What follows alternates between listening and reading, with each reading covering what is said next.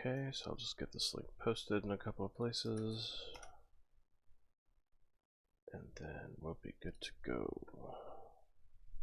All right.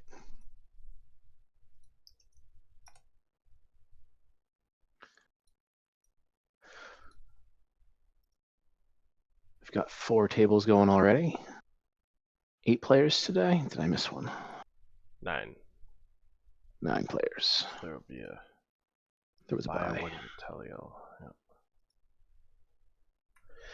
Okay.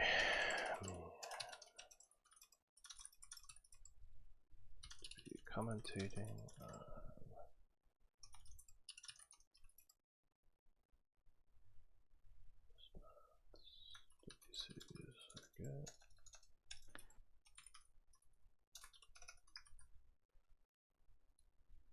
Okay, so let's go ahead and have a proper opening here to the stream. So welcome to this month's World Championship circuit.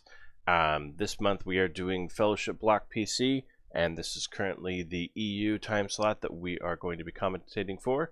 I'm Katura, and joined with me today is Mock. Hello. We are going to be taking a look at these players and watching what they're doing, commentating, giving us all a bit of a view into the competitive side of play for the Lord of the Rings trading card game. So we have 4 tables up here. There are 9 people that have joined. The tournament started a few minutes ago. We're a bit late this morning in getting set up, so let's see if we can play catch up. So the tables that we have are Skilled versus Mozdref, Stefan77 versus Sith Dora, Lucas Shore versus Chadwick 537, Rutil versus Chris Bertog, and Taliel currently has the bye. So let's take a brief sweep through here and see what's what. We have Skilled playing what looks like a Hobbit-centric deck, or Rainbow. Well, I guess it must be Rainbow with that Gandalf there. Yeah, maybe a bit of a Super Friends with just a Samwise startup. Quite possibly, although there's also that Pippin being thrown in, which does. Yeah, Pippin was fetched by the Site 1, which is a unusually seen one. We don't see much Farmer Maggot's Field. Yep. Especially, yeah, with this particular version of Pippin pulling him out. This has been seen somewhat, I think, with the errata to Marry a Horticulturist and such. So now with the amount. Oh, I'm sorry. Go ahead. I was just going to say, so play has switched over to Mozdref, who is running kind of a similar setup, it looks like, using the errata to Sam Faithful Companion, who's now able to pull any sort of item instead of just build a pony. It looks like Skilled is running a Nazgul beatdown deck with the Witch King. Morgulblade not triggering for the damage +1, and Sam disappearing very early. Same with Gandalf. Yeah, this is not looking good. Could be a quick one for Mozdref today.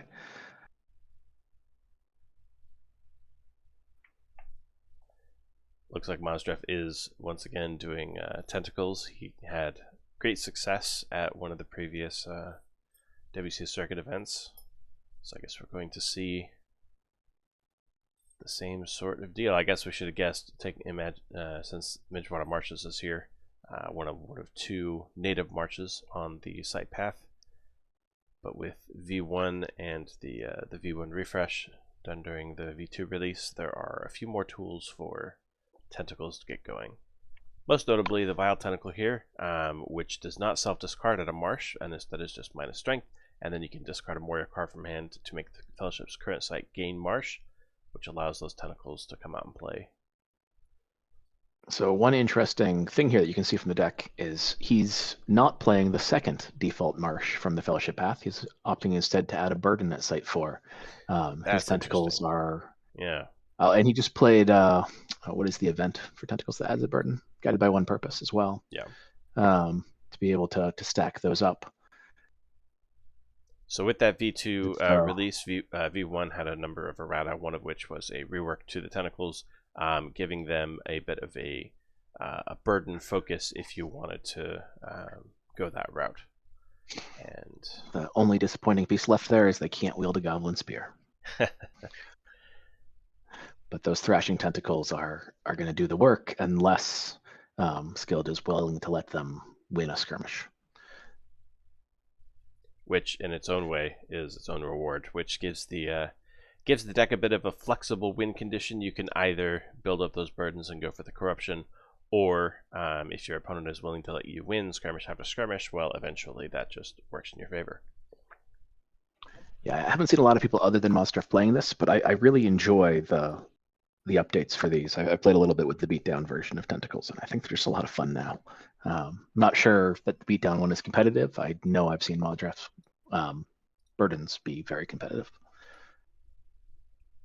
but they're in a much better place than they had been a year ago, I think. Yeah.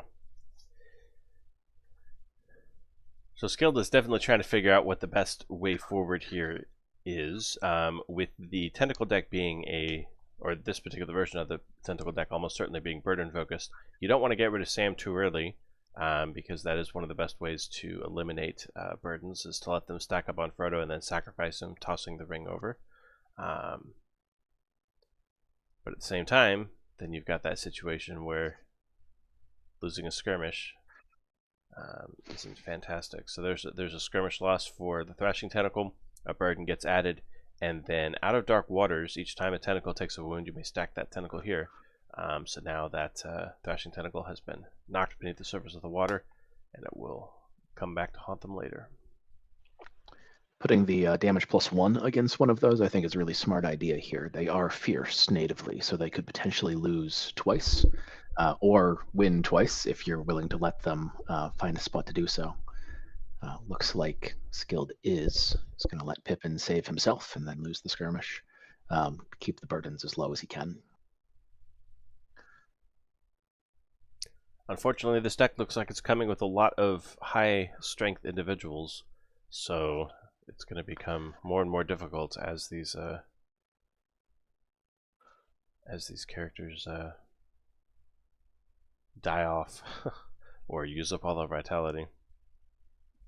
Yeah, not enough of the deck out to really know for sure what he's doing. It could still potentially be a Pipeweed deck, which will help him clear a lot of this, make the game very simple for him. If it's a straight Super Friends beatdown, though, I think he's going to have a problem here.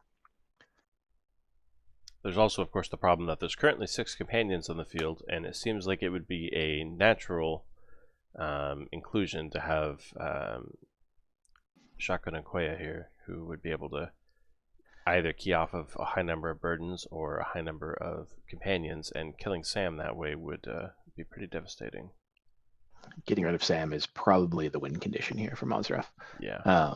Him being a starting companion may well mean that he's the only burden removal in the deck. So getting him off the table early will go a very long way here, I think. I am interested to see if he tries to play more tentacles here for the High Twilight Site, or if he just drops a Belrog and he's probably got Must Do Without Hope.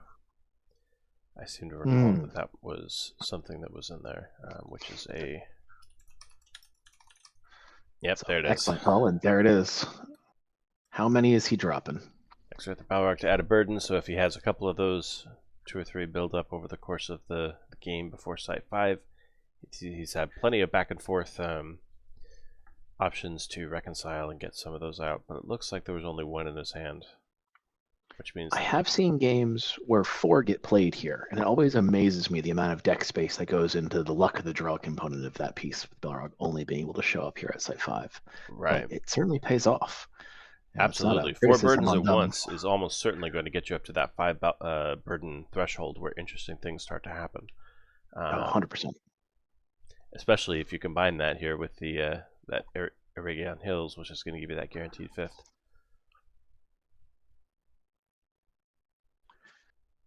Now, we did join the game late, so I missed why Sam and Frodo were so exhausted walking into Site 4.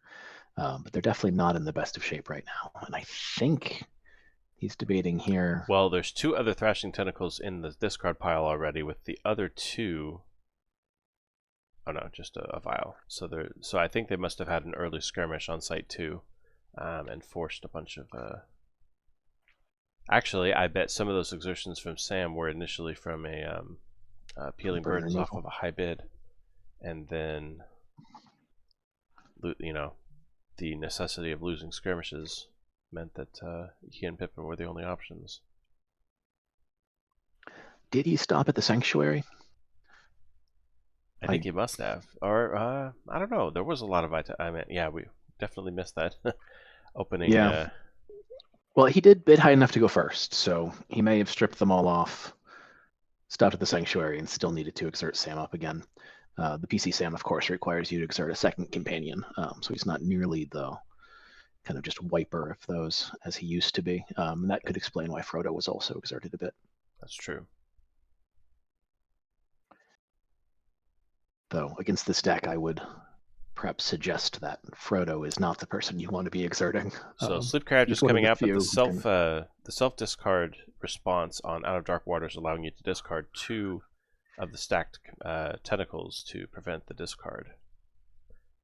So keeping that one effectively, writhing tentacle. and the 2 that were discarded were both the Thrasher and the Vile Tentacle, which definitely hurts.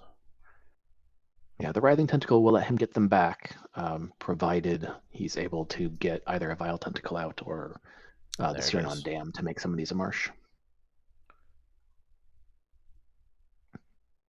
Yeah, turning it into a marsh.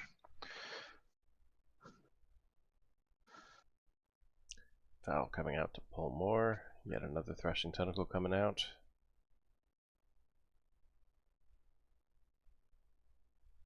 I think that's the 4th one already. Yep. I believe you're right. 1, 2, 3 in the discard pile, and the 4th here on the table. But the Writher, as you pointed out, able to, when being played from Out of Dark Waters, may grab more.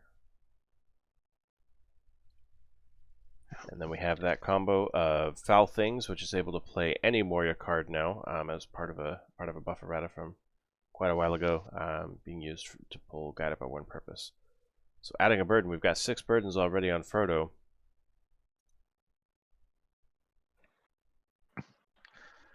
He is sitting in a sanctuary and he's 2 sites ahead, so he can let Sam heal up and remove a couple of those. And if he keeps Sam around long enough, he can let Frodo eventually succumb to some wounds from these tentacles. He is not large enough to automatically beat most of them down, the Foul Tentacle being the exception there. So right now he can put the Thrashing Tentacle against Frodo to lose the skirmish, and then the other 3 essentially don't matter. They're all going to die, but that also means they're all going to get stacked. That Thrashing Tentacle is fierce, and Frodo can't lose twice here. Not if he doesn't want the burden anyway. And he doesn't have another 4 or 5 strength companion, or 6 strength, I suppose, able to lose this fight. So it might make sense to put that Thrashing Tentacle on Arwen for the damage +1, except the single burden. Then Gandalf and Aragorn can clean up the 2 that don't matter nearly so much, but will get stacked when they lose their fights. Interested to see what the call is. Now, with this Gandalf staff on the table, it won't affect anything this skirmish, but we may see an amusing situation in the future where Gandalf ends up going up against a Thrashing Tentacle and then exerting twice to cancel the skirmish, thereby completely... Definitely not the worst play there. It's an extra exertion compared to a loss, but stopping that burden is the win condition against this deck, I think. Maybe you can get a swarm out at Site 9, but I think the most likely scenario here for skilled loss is that those burdens pile up too fast. Passing the ring early. I think that there was probably still another site's worth of... I would have expected the same. Especially with them being at the Sanctuary. I feel like there was plenty of time to let that go just a tiny bit further. But I wonder if he was sitting there worried about an Ankea. If Ankea showed up, that's true. Sam, yeah, if Ankea shows up and then just kills Sam outright, yeah, that's definitely something to be worried about. I mean, I suppose if you healed up Sam and didn't remove any burdens, then he's immune to Ankea for the initial drop. But now Aragorn coming in hot, playing all of his goodies, but then handing 17 Twilight on site 5 against the Nazgul deck. This is going to be painful. 3 Nazgul boosting the Witch King to an 18. This might be a loss. Unless he's got a Hobbit Stealth. Unless he's got a Hobbit Stealth or something of that nature. 2 of them. Kentea here is strength 10, and he's the weakest individual on the field when we've got 4 strength on Frodo. Yeah, we passed. Oh. Yeah, we do have the bow. Oh, yep, fully shooting down the Witch King. Greenleaf does have the Bow of Gladrim, so even with the PC nerf, he's able to ditch out multiple hits. Oh, all blades perish.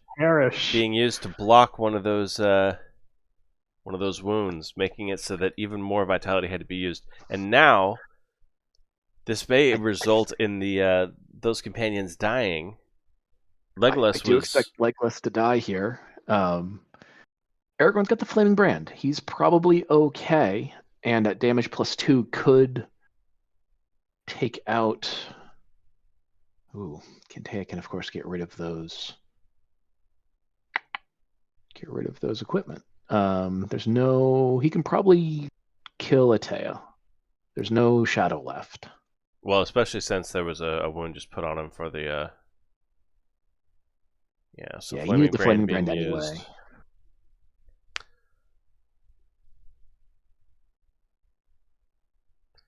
I understand that Moz is not playing a deck designed for a Free People's Win, but this is looking dire. It sure is. That brand is going to go, and that's going to get rid of all that bonus. Yep, reducing Aragorn to dust. Yeah, so Flaming Brand, of course, having gone through some very early errata by the PC, making it so that what you do, instead of just automatically having a strength bonus against Nazgul, you must activate it, which is to say you light the torch, and then it self-discards at the end of, or at the start of the regroup phase. However, it requires that you still be holding it for it to get its benefits. So Kentea can come in and knock the brand out of his hand. Even if he couldn't in that case, losing the static +1 would have been enough to lose that fight. Now, Glamdring is going to be changing things up a little bit here, because now there's going to be no surprises. So if there's any bomb effects here from having a lot of those guided by one purposes or anything like that. Consider twice the second time just to be able to discard the copies. Yeah, definitely just double checking and making sure that there's no Inquia. So, Ceranon Dam coming down, which automatically makes all rivers and sites with no other terrain keywords gain Marsh, which gives access to, I think, 8 out of 9 sites on the path, on the Fellowship path. And then we have a bit of a balancer there, making it so that all companions are automatically Defender +1. However, you then have this this ability, remove 2 burdens, to have Watcher in the Water replace a tentacle, skirmishing an unbound companion. So you could move that Watcher around and put him wherever is most dangerous.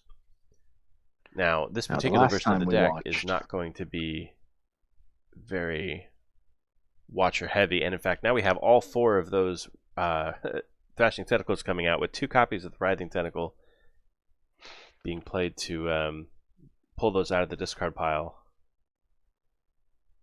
Both Flat Tentacles being used just to cycle things out of the hand, I think.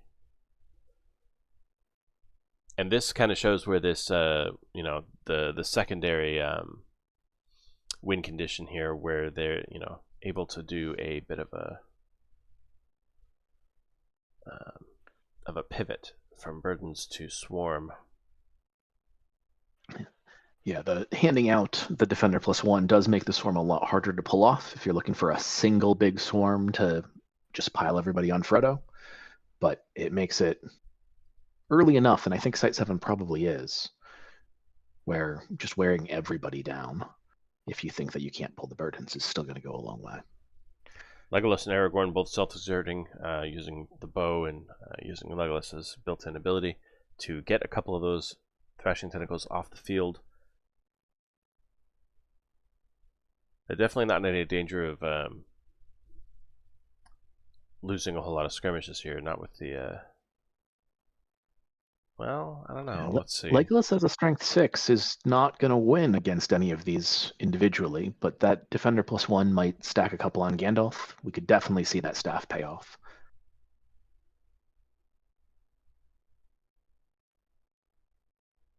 Yeah, I think that's definitely the play here. Put the 2 Thrashers on Gandalf, cancel the skirmish. They will be fierce, so you'd have to put them back out, but they could win a single wound against Arwen or Aragorn even. Sam would, 4 strength would also survive. Well, no. Yeah. Yeah, Mary's not looking so good in this setup. Yeah, it's looking like an overwhelm on Mary. I'm not sure I would have done that. Maybe it's possible that Skilled missed the fact that all of his characters are defender +1. Lost to the If you don't know goblins that being card, used. So that's been mixed in. I haven't seen him doing anything to stack the bottom, so he's purely just relying on enough of the deck being Shadow to get a few out. You know, there's been no sneaks. He's not running the Gimli that stacks the bottom of your deck, nothing like that. And he has been fetching, so his deck is presumably less than half Shadow left, but it's still paid off. And so now we have a situation where there's going to be one more burden going out. Yeah, missing that defender +1. I think Skilled is just not available or not aware of the fact that he has that defender 1. He could have put both of these on Gandalf. And avoided that absolutely. burden, or avoided that skirmish loss.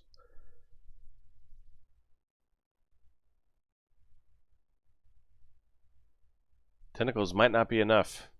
We have a solo Frodo. Although he's moving to he's moving to the sanctuary with only 4 Twilight on the field. Yeah, not Nothing even enough played. to put a single Nazgul down. Yeah, he's running beat down, so he's unlikely to have, I'd say Lemenya in the deck, and it's not running Twilight, so the Ringwraith and Twilight seems, well, it would boost up the Witch King. I could maybe see it having a spot in there, but Yeah, and simply being a imagine we non-unique would've- Nazgul would absolutely be something useful there. But if he was running that, I think we would have seen one by now. With only 17 cards left in the deck, it seems unlikely that he was sitting on them.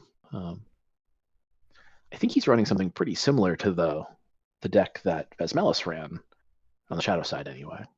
In the last, was it the World Championship where he brought Nazgul on day 2? Kind of to everyone's surprise, it wasn't Moria. Yeah. So Sam using his ability, exerting himself and Arwen to remove another burden. I'm not sure if that was a good call, given that until now he was the only low strength individual on the field. Boromir coming really out at a nice depends. strength 7, which is going to be losable, not to the, well, I guess not to the Thrashers, which are really the ones that Yeah. matter here. Guided by Doesn't one lose against the purpose, fight, guided that's by one important. purpose. Guided by one purpose. That is all 4 of them now. And here we have, I think, Skilled finally pinned between a rock and a hard place. 4 Thrashers on the table representing 8 possible burdens. If he's noticed the Defender +1 clause, I think he'll be okay. He can lose those as 2 skirmishes each against an effective strength 12, and any of his companions can take that loss, with the exception of Sam, who would be overwhelmed. But if he's not seen it yet, and that is then definitely something that's not incredibly clear in GEMP. That is something we could probably do to make that more obvious, that hey, yeah, this particular individual could have X number of minions assigned. Instead, it relies just on you knowing that yes, I exerted this person twice and made him a defender +2 or whatever. Right. Yeah, a right click on them does highlight it, I believe. Yeah, that's true. So if we come over here and take a look at Aragorn, we see that he does have defender +1, but a lot of times I'm not sure that people are doing that as a habit to see, what particular things might be affecting them.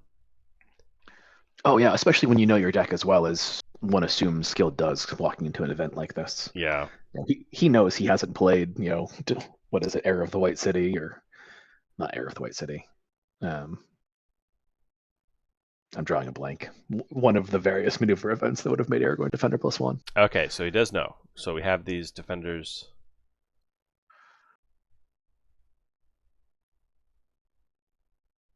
Okay, good. Very good. I think he's just tossing cards. He can't possibly want to win with Arwen against that. Yeah.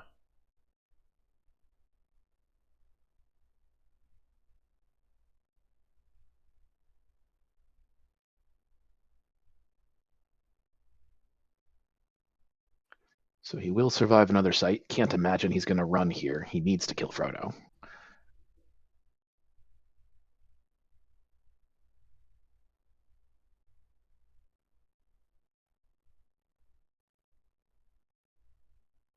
Oh, honestly. No. Never And by mind. making Ignore sure me. that those Writhers don't take any wounds, if they don't He's go not back letting them on, stack. yeah, I'm not sure that Mazdraff is going to have much gas in the tank. He's got a pair of vials, so it'll be a marsh no matter what, but that is true. Well, he doesn't even need the vials because he's got Ceranon Dam down, and almost certainly all of his sites are set up as rivers. Yep. He only needs one more tentacle in hand, though, along with the foul things to pull the last Guided by One Purpose to end this game during the maneuver phase, though. That is true. We're one resistance away Shadowface, from having perhaps? a burden win. We have all these exhausted companions on the table. One more swarm of even middling amounts of the tentacles could just outright win the game. Good. It's very interesting how both of these fellowships are in dire straits for very different reasons. 8 Twilight going down on the table. Skilled probably having been clogged on Nazgul for a little bit. But this may be the end here. 6 Strength on Frodo. The Witch King coming out once again. And the Pale Blade. Oh, that's a tall order. Yep. Yeah. Mazdraff says he's got no more tools. His fellowship is entirely a delay tactic, and this time it was not able to delay just long enough. Right on the cusp of a shadow victory, but losing 2 companions so early on to the Witch King at fight 2, I think, absolutely. The Witch King, absolutely being the linchpin of the victory on both sides of the sight path, and even a little bit in the middle there. Really well played by both players. We do still have Rutil versus Chrisborg going. They're at looks like only Site 5. Only Site 5. That's been a bit of a slog then. So we've had 2 very very large fellowships here. Let's see what we got. So Grispertog is the current fellowship player. Looks like we have a bit of a rainbow deck coming out, Super Friends. However, the V1 versions of Gimli and Legolas are what we have, as well as Estelle. So what do we got? We got... So Keen-Eyed is able to pump himself up every time that a minion takes a wound during the archery phase, which can allow for some pretty large strength bonuses. Looks like Ratil is playing Twilight Nazgul. We have the Twilight version of Enquea with the V1 Pale Crown being put on him, which removes the strength benefits from weapons, as well as granting that +1 vitality, which can be very... both of those can be extremely important. Yeah, exactly. I'd say almost certainly made him fierce and return to his master. Coming in. Why is Frodo wearing the One Ring? Oh, because Enquea won the skirmish. Yeah. No salmon play. That could be game. Nope, Bounder. Wow. Bounder won't be Bounder enough. And something else. Yeah, the Pale Crown removing even the One Ring strength bonus. Preventing Mauder from being able to save Frodo unless he's got something else in hand to help here. That might have been Might have been a miscalculation here. Yeah, losing that +1 strength. He would have been at 4 strength here, tripled by the bounder, would have made it so that Inquea would have required to be strength 12 to overwhelm normally. But that...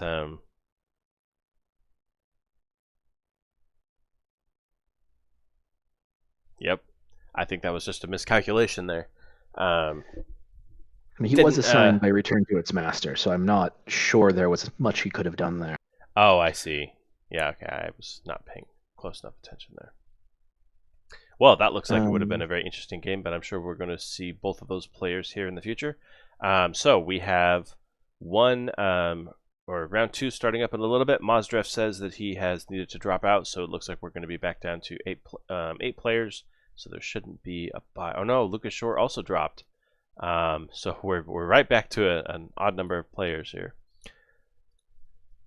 So let's take a look at the standings. So Skilled, Sithdora, Chadwick, Ratil all won their rounds. Taliel getting the bye, and then Chris Patog, Stefan 77, Lucas Shore, and Mozdrev all lost theirs.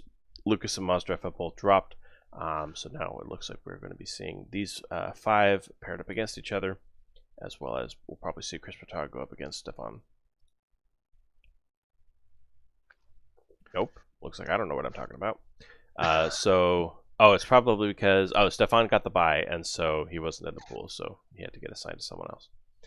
All right, so let's see here. So we have Chris Patog versus Skilled. We have Chadwick versus Ratil. We have Sithdora versus Taliel. Let's go watch that Taliel game. Where did that one go? Or no, we just saw. Yeah, so we just saw Sithdora's. Were we just looking at Sithdora? Am I going insane? That last game that ended, I closed. I think it was Chris Patog versus... Oh, no. Versus Ratil. That's right. Okay. So versus this Ratil. Will be, yeah, this will be a brand new one. Okay, so Dora versus Taliel. So this will be... Let's see what we've got here. So we have an interesting start with that V1 Legolas Keen-Eyed and the errated version of Sam Faithful Companion. And it looks like the Hobbit and Party Field coming out as Site 1. Exert a Hobbit to play Bilbo from your draw deck. Which, of course, is useful for any Hobbit-based deck that wants to have Bilbo out, but is also a good way of denying the Prancing Pony, which has, for a very long time, been the best Site 1, as your ability to pull Aragorn is very nifty.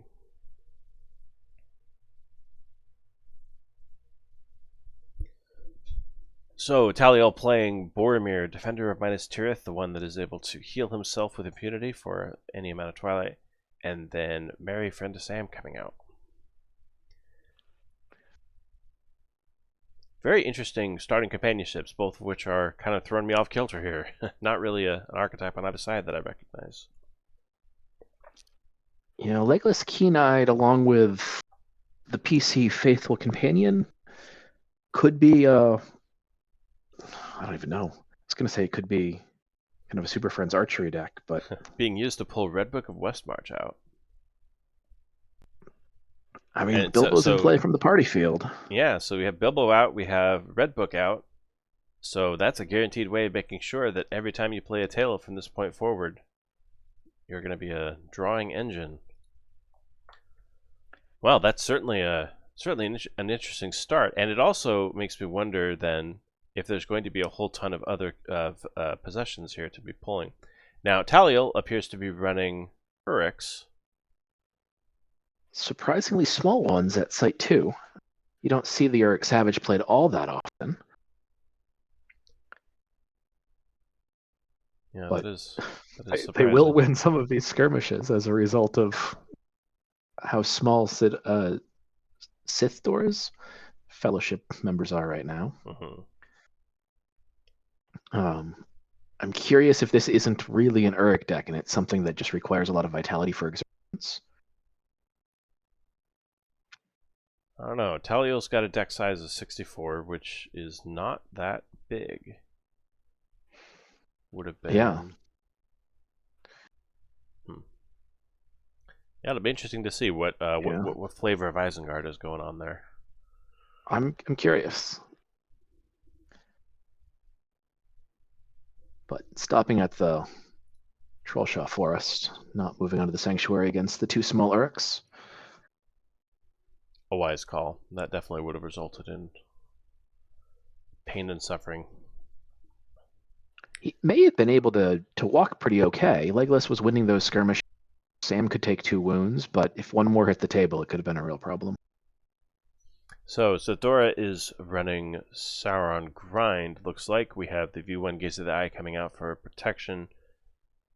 We have an early hate being thrown out just to get out of the hand. Maybe to cycle the card as much as anything else. That Boromir is going to heal right back up, Yep. but the assassins are going to force Merry to fight, which may well be an overwhelm at site 2 here. Yeah, I mean, it's also quite possible that there's, Hobbit stealths and intuitions abounding. So we shall Absolutely. see what's going on. But yeah, an early press here, forcing both of those hobbits into a skirmish. Oh, seems I Gaze of missed the some Eye chat. dropped. It's Botnik says the best way would be interactive text added to the main card, like there'd be Defender +1 next to Aragorn's Ranger, different color font. Oh yeah, referring to the Defender discussion of how it could be displayed in GAMP. But those two Orc Assassins coming out and forcing a very early death on Merry. Merry, of course, usually wanting to be unassigned so that he could use his game text to pump up the text of another, or pump up the strength of another companion. Exerting Elrond to heal Boromir is an interesting choice to me, given that Boromir could have healed himself during the Fellowship phase. Well, there's plenty of vitality on Frodo, so you may as well save yourself a couple of Twilight, especially now that your Fellowship has been knocked down to 2 people. Yeah, playing against Sauron Grind, there's never enough vitality. Yeah, that's true. Though the condition setup's not there yet. He's got Gaze of the Eye, which will protect them if he can get burdens on the table, but none of his Orc Bowmen or Under the Watching Eyes. So Estelle coming out and pulling Arwen at the same time, along with him.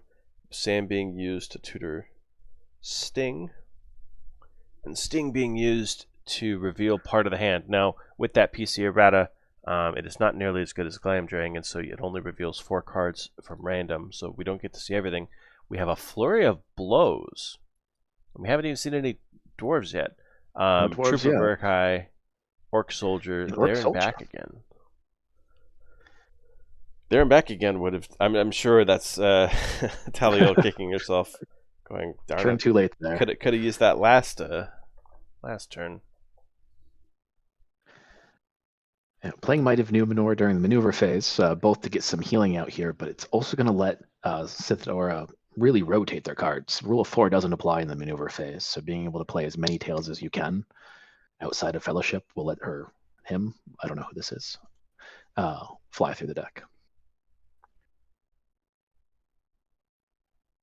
The Orc Soldier seems like an interesting add-on if this is in fact an Isengard deck. Well, I mean, certainly yeah, exude is dominion splashable. to wound a character. I mean, yeah, you get those wounds down. If the only concern is stacking up as many wounds as you can in a beatdown fashion, it's a guaranteed wound to get someone that is also probably going to be a higher strength. Yeah, why not?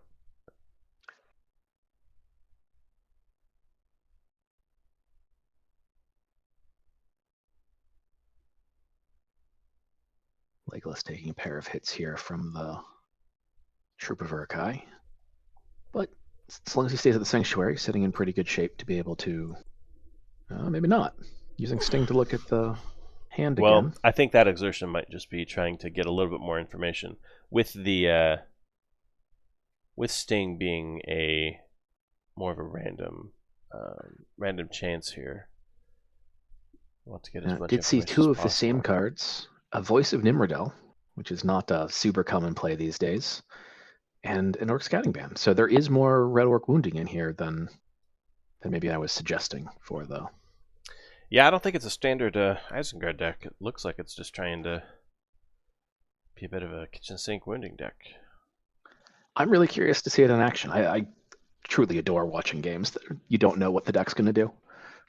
It's not a matter of did they draw a key card that I know they're running. It's oh man, like what's going to happen next? It's just so much fun. So interestingly, Elrond was not used to heal himself. So the 2 extra Twilight, trying to choke out just a little bit, rather than give her opponent any chance to build up too much here. Orc Ambusher being used to get under the Watching Eye down, and now the grind begins. Yeah, the Ambusher's not going to be able to win their skirmish. Likely to stop here. Well, we'll see. Every time I say likely to stop here, I feel like I'm wrong. So I'm just going to stop. Well, I think that since they did go through pains to not add any more Twilight to the pool, I think that moving a second time would be counterproductive, at least along the Twilight question. It's possible they want their Site 4 as well if they are running a decent amount of Urukai. Having them not be roaming on this turn could go a long way. Consorting coming out, Gondor Bowman coming out, both of which are very tail heavy. Yeah, drawing yet more cards and then pulling a frying pan with Sam's own ability. I think Sam is probably tapped out at this point. There's not many other items that he might pull. You could have a Mithril Coat, I suppose. Mithril Coat could be in there. If the goal here is as it looks, which is to draw as many cards as you can, it wouldn't shock me if he was running some Old Toby, just for a guaranteed exert for a card draw. Not the Site 4 I was expecting, though. Gimli or 2 other companions must exert, so if you're doing a wounding deck, a very off-the-wall wounding deck, then, I mean, that's for the vast majority of decks, that's going to be 2 exertions, so... No, absolutely. Like I said, I don't know what she's running here on Shadow. I thought there was going to be more Urks coming out, so I was assuming it was the no roaming site, but clearly I am guessing wrong on what is in this deck. And Kea is too early to do more than drop out a couple of wounds, but he probably will drop out those wounds. No Flaming Brands and nobody fully equipped yet.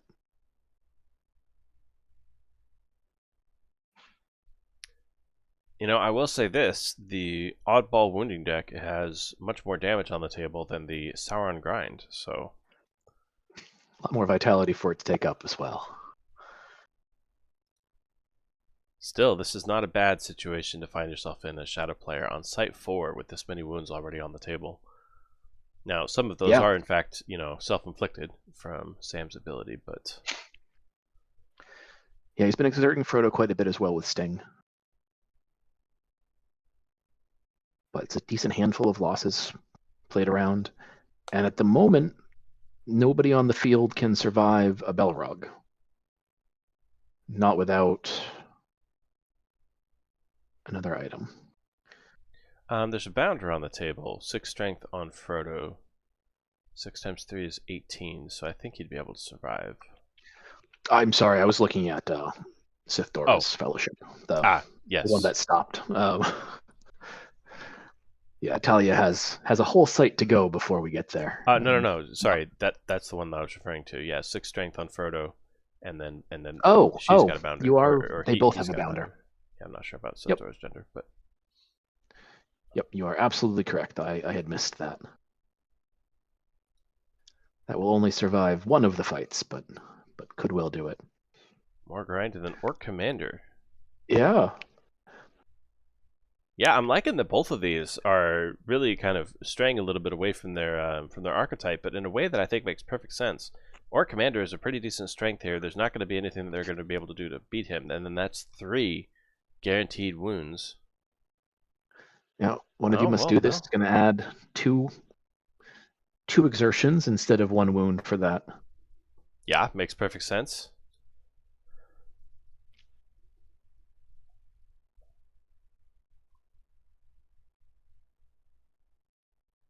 The Orc Ambushers are not going to do much in the way of wounding themselves, but they're a very cheap tracker for those under the Watching Eyes. And I'm sure that there's a Tollbrander here at the end, so having the option to be able to pull out 3 very cheap trackers.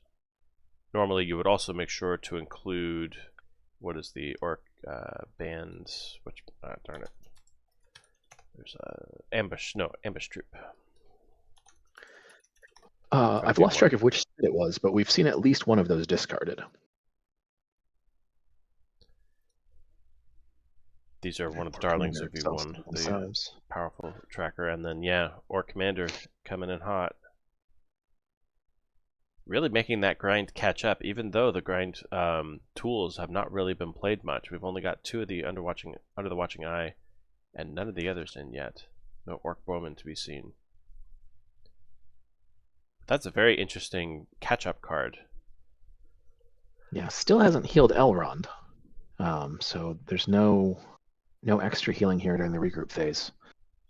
And I'm not sure that I blame them for doing that. The 3 copies of Gondor Bowman all being played all at once, replacing themselves with Red Book of Westmarch. Pippin Now, coming in just in time to get eaten by a Balrog. yeah, and Mary as well. However, we've already seen 1 copy of Shotgun and Quaya. This could be a bit of a risk. Nope. Balrog being tutored here. It is going to prevent any of the Gondor bowmen from kicking off and making this an easy block. But Yeah, skip the I archer think phase. between Mary hitting the table to boost somebody else up and Pippin probably being disposable by intention here. Oh, I was not expecting Mary to also be tossed away so easily. I think that threat of having six companions, you really do have to get rid of someone. Yeah, that's fair. I wonder at this point in the game. Because, so for instance, all of these Gondor bowmen require you to exert a Gondor companion. So if you were to have Anquea come in and exert or just wound Aragorn 3 times, that then completely removes the ability to use those bowmen. It does. So yeah, Yeah, when those bowmen go off. It's going to be an enormous be a play. Yeah, lobster. with Legolas here is going to get shot to the moon. Yeah, I truly love this Legolas. I think you can build a deck around it to make him an absolute beast with the Bow of the Gladrum, to be able to pick off some of the smaller people out there that survived archery. But he also just is really strong with only 1 or 2 extra archery on the field. He becomes a pretty decent fighter compared to a lot of his other iterations. I'm surprised at how often I feel like we still see Greenleaf over him in most decks. Though perhaps not today. Looking around on these tables, I do see Keen-Eyed twice. Yeah, it's true. We did see him earlier up against Tentacles, but it's definitely a win to see that happen. Okay, so the Orc Bowman being enough to one copy of Orc Bowman, and then the Orc Ambush Troop because he was able to spot an exhausted companion. He himself was an archer. Yeah, that was game right there. So both of these playing a very oddball shadow, but I'm pretty impressed with both of them, to be honest. Orthic Assassin coming. Oh yeah, I totally missed the archery total from there. Yeah. Very interesting shadows. I'm interested to see how those progress. Let's take a look here. So we have Skilled with a Frodo that is on the verge of betraying all his companions. Up against what looks to be a bit of a... Oh, okay, yeah, that's a whole lot of burdens, and Quaya is going to be able to go off, so he's probably sitting here trying to wonder which particular companion to take out. Probably Boromir? Yeah, Tolday is going to be able to choose who he fights as well. And so I think first time you go up against Sam. I think so. If Sam was 1 point stronger, Frodo could pass the ring and let him be okay, but I suppose he need to be 2 points stronger. Yeah, this could be real dire. All blades perish in the hand, blocking the wound. Only have 1 though. Yeah. Didn't have them all. Now on the flip side, you could have a great choice here. It's going to force one of the big fighters to deal with him, at least for the initial skirmish. Now, as another idea that just occurred to me, well, it won't matter now. But you could have Taldea go up against Aragorn twice. And then, oh no, there's a Flaming Brand.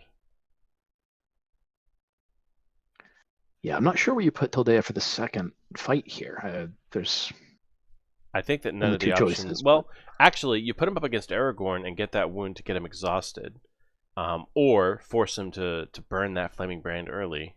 I think that that's probably the play, is to try and build up that those wounds on Aragorn and make it so they won't be able to use his bow in the future.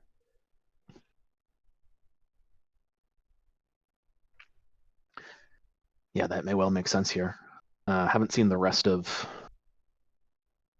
what's going on, but this looks like it's probably just a Nazgul beatdown, though that's a lot of burdens for beatdown Nazgul. Let's take a look and see what we can see in the discard pile. We have, oh, it might just be a bunch of, oh, so there's a Twilight Witch King.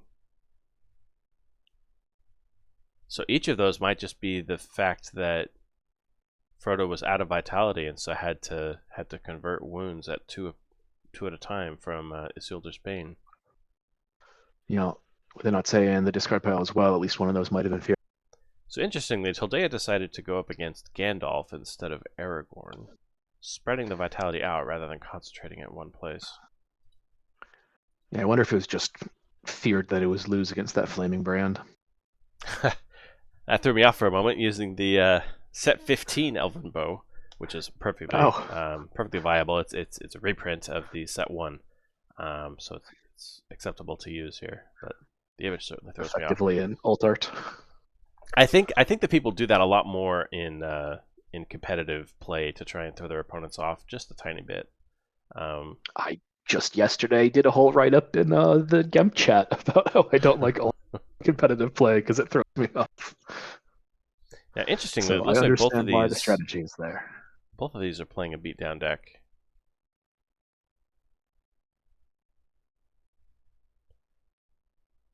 So yeah, Keen-Eyed pumping himself all the way up to 9 strength from those 3 wounds landing.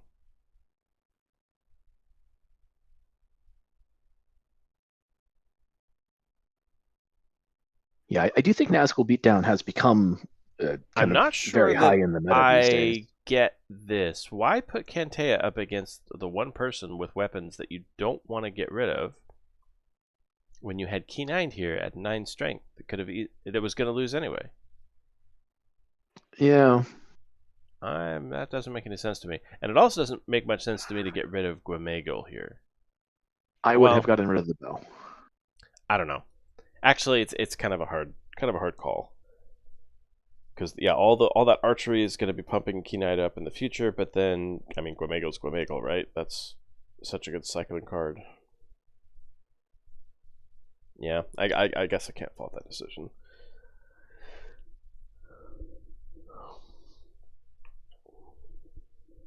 I think so often when you're choosing between those things, you're trying to gauge how likely they are to be running multiple copies of something. Perhaps. Wait a minute. Thought.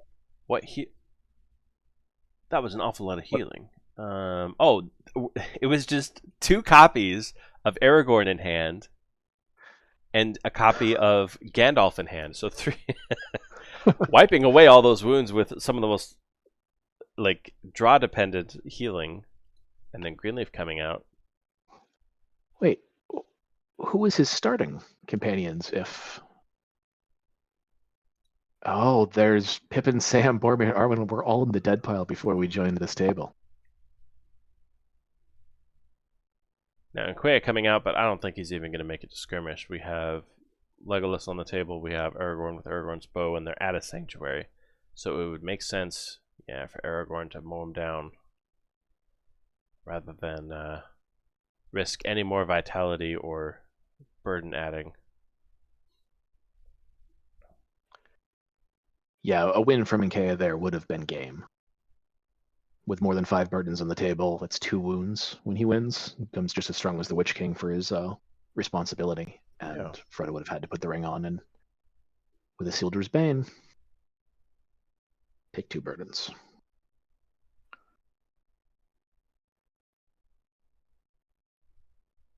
Elven Bow being played on Keen-Eyed. Not sure I think it's a placeholder. You put it there if you think you might put it on somebody else. Perhaps there's a Helldeer in the deck.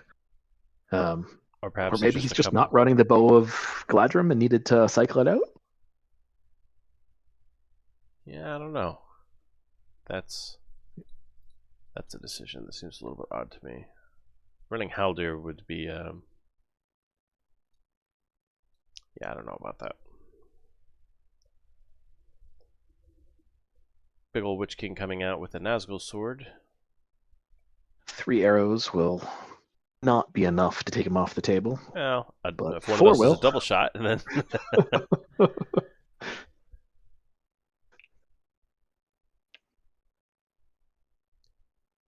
Legolas briefly pumping himself all the way up to 10 strength, and then going right back down. Nobody to fight with his 10 strength. Which I suppose when dealing with the Nazgul is probably a good thing. Most of them were 10 strength or higher. That Narya really coming in Another clutch here, Gandalf. slowly eating away at those burdens. Now, He's interesting. got Oh no, sorry. I thought for a moment that Mithril Coat might have been worded the same way that armor is, but that's not the case. Loses strength bonuses from weapons and loses damage bonuses, but so things like Inquaya will still get right through. Yes. It doesn't stop them from taking just the 1 wound in the phase. Now, we've been Really seeing an good awful lot of against, Anduin Confluence, but I'm not sure that outside of a couple of one-off instances of Bilbo and Elrond, we haven't really seen a whole lot of ally play here. That fact really surprises me. The amount of chatter from some of the more competitive players about how important Alex. I wonder if they've gone too far and pushed them out of the meta. Or perhaps we're just not seeing those decks. We are missing some of the normal kind of competitive group here that may have been discussing that. I wonder if they're playing this afternoon. So Ringwraith and Twilight coming out. That is, of course, the prize that is going to be handed out this month. If you haven't seen it, then joining this particular event will earn you a full art version of the Ringwraith and Twilight. Oh, I forgot to stream over here on Discord. Not that it really matters.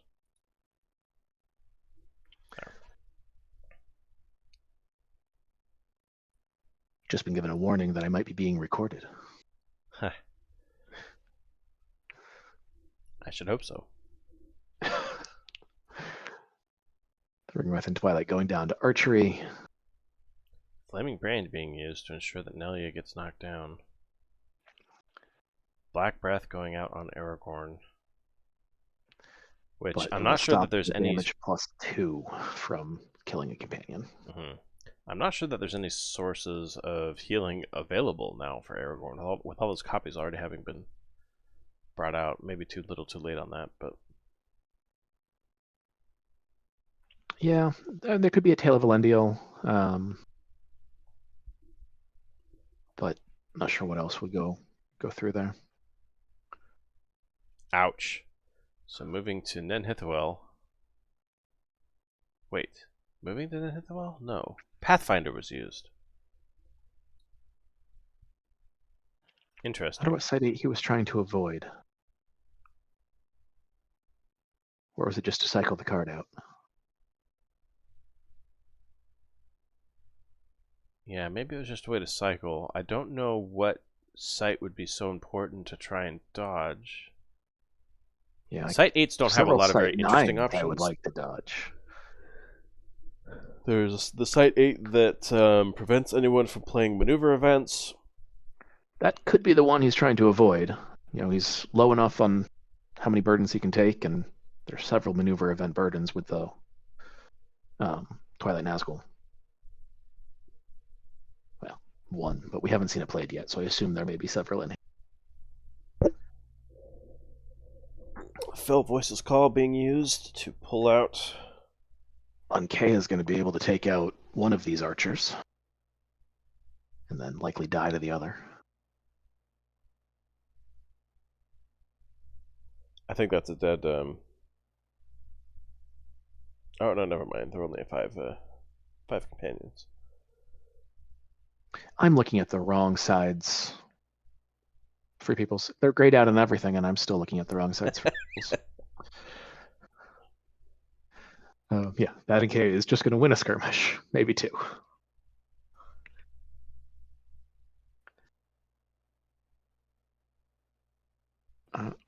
Removing Taya entirely from the table.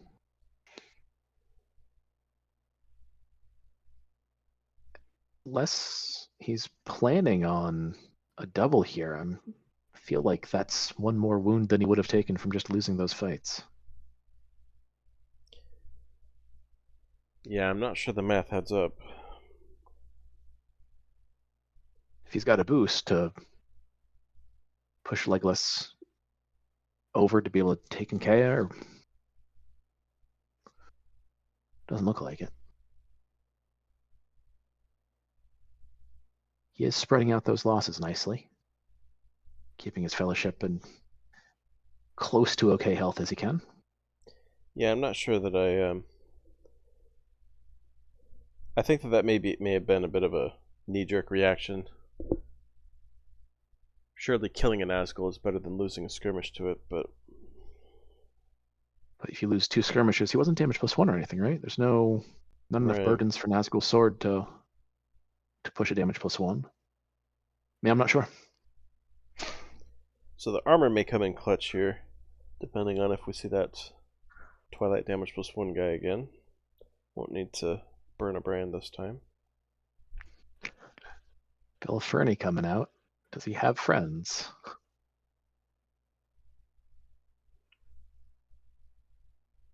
Kantea, Atia, and no more. But there's still 5 Twilight on the table, which could be very dangerous for Atia here, pushing him up to Balrog levels.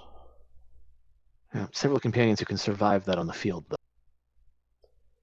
Fernie can jump in to help out. Well, so if yeah, Fernie even jumps Fernie on plus Atia and all Atia, 5 get used, that's 21 strength, which is enough. Gandalf would be okay. Yeah. So you have to put Atia on Gandalf. Yep. And then Kantea. Well, Friend of Sam's on the table as well, so Atia could actually kind of anywhere. That's true. If you're willing to take the extra exertions there. Burns that resource early. There's probably not any healing to bring Mary back up if you do that. It's true. It may honestly be better here, depending on the play, from Skilled, to just leave the Twilight on the table. See if he's willing to risk the double to 9, and almost certainly he's going to be drawing 6 cards here when they go to Site 9. I was going to say, you almost certainly put both of these archery wounds on Atia. You want to have Kantea's vitality available to be able to discard whatever weapons maybe now that is the other thing to consider here. Not just the overwhelm from Atea, but Kantea can't be put on Greenleaf comfortably with Bill on the table. Can't just be placed over there to avoid the ability to discard. Both Gandalf and Aragorn have important weapons. Interesting. Okay, so Bill Fernie being the I think you put Bill on Legolas. I think you put Bill Either on way, Aragorn, you force Mary. Because you can overwhelm him. Yeah, you just force Mary there as well, though, and you have to use the Twilight for it. No, but that is what he did.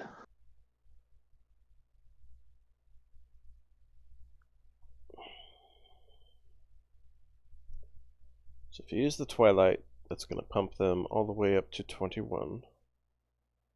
Forcing the Mary, which will put him to 13. Yeah. Leave him comfortably losing the skirmish with a blade.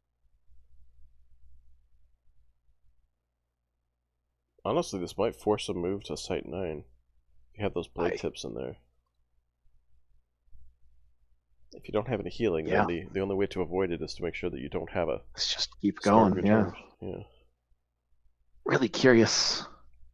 Because if you're forcing the move to Site 9, keeping as much of the Twilight as you can is also good, but forcing Mary, I don't know. It's I feel like you have to put your... you don't want Mary available on site 9.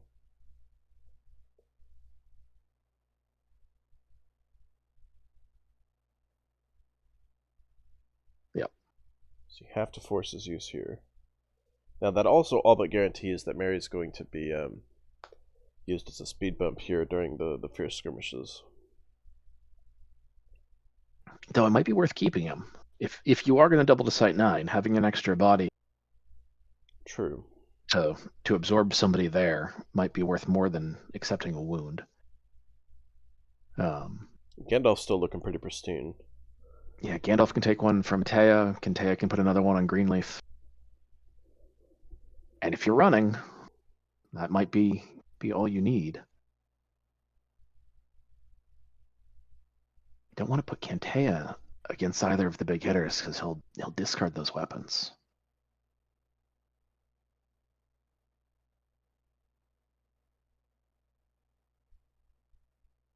Yeah, it's a tough choice for Skilled here. I don't think he has a lot of good options. But Chris Borg has, at least the couple of turns we've watched, been doing well enough against his shadow that he may well be able to run to 9 if Skill doesn't. I'm very glad you said Skilled's name earlier, by the way. I've been pronouncing it Scry ID for the last 2 years in my head. I'm not 100% sure that it's pronounced skilled, but it sure looks like skilled to me. So I thought it was an I in camel case, but I think you're right. I think it is an L, and I've just been making poor assumptions. We almost need a pronunciation guide. Oh yeah, there we go. Running to 9, Not those blade the tips. I expected.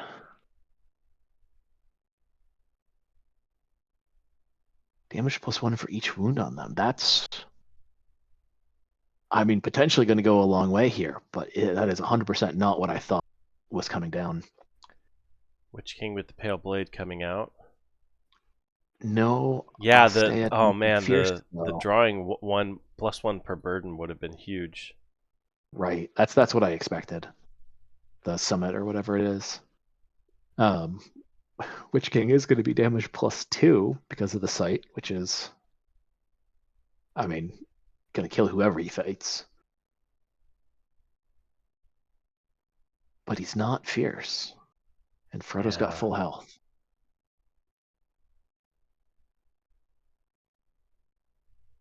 That was definitely on the brink of failure there, with all those burdens being added, but nothing has capitalized on the burdens being added for the last 3 sites.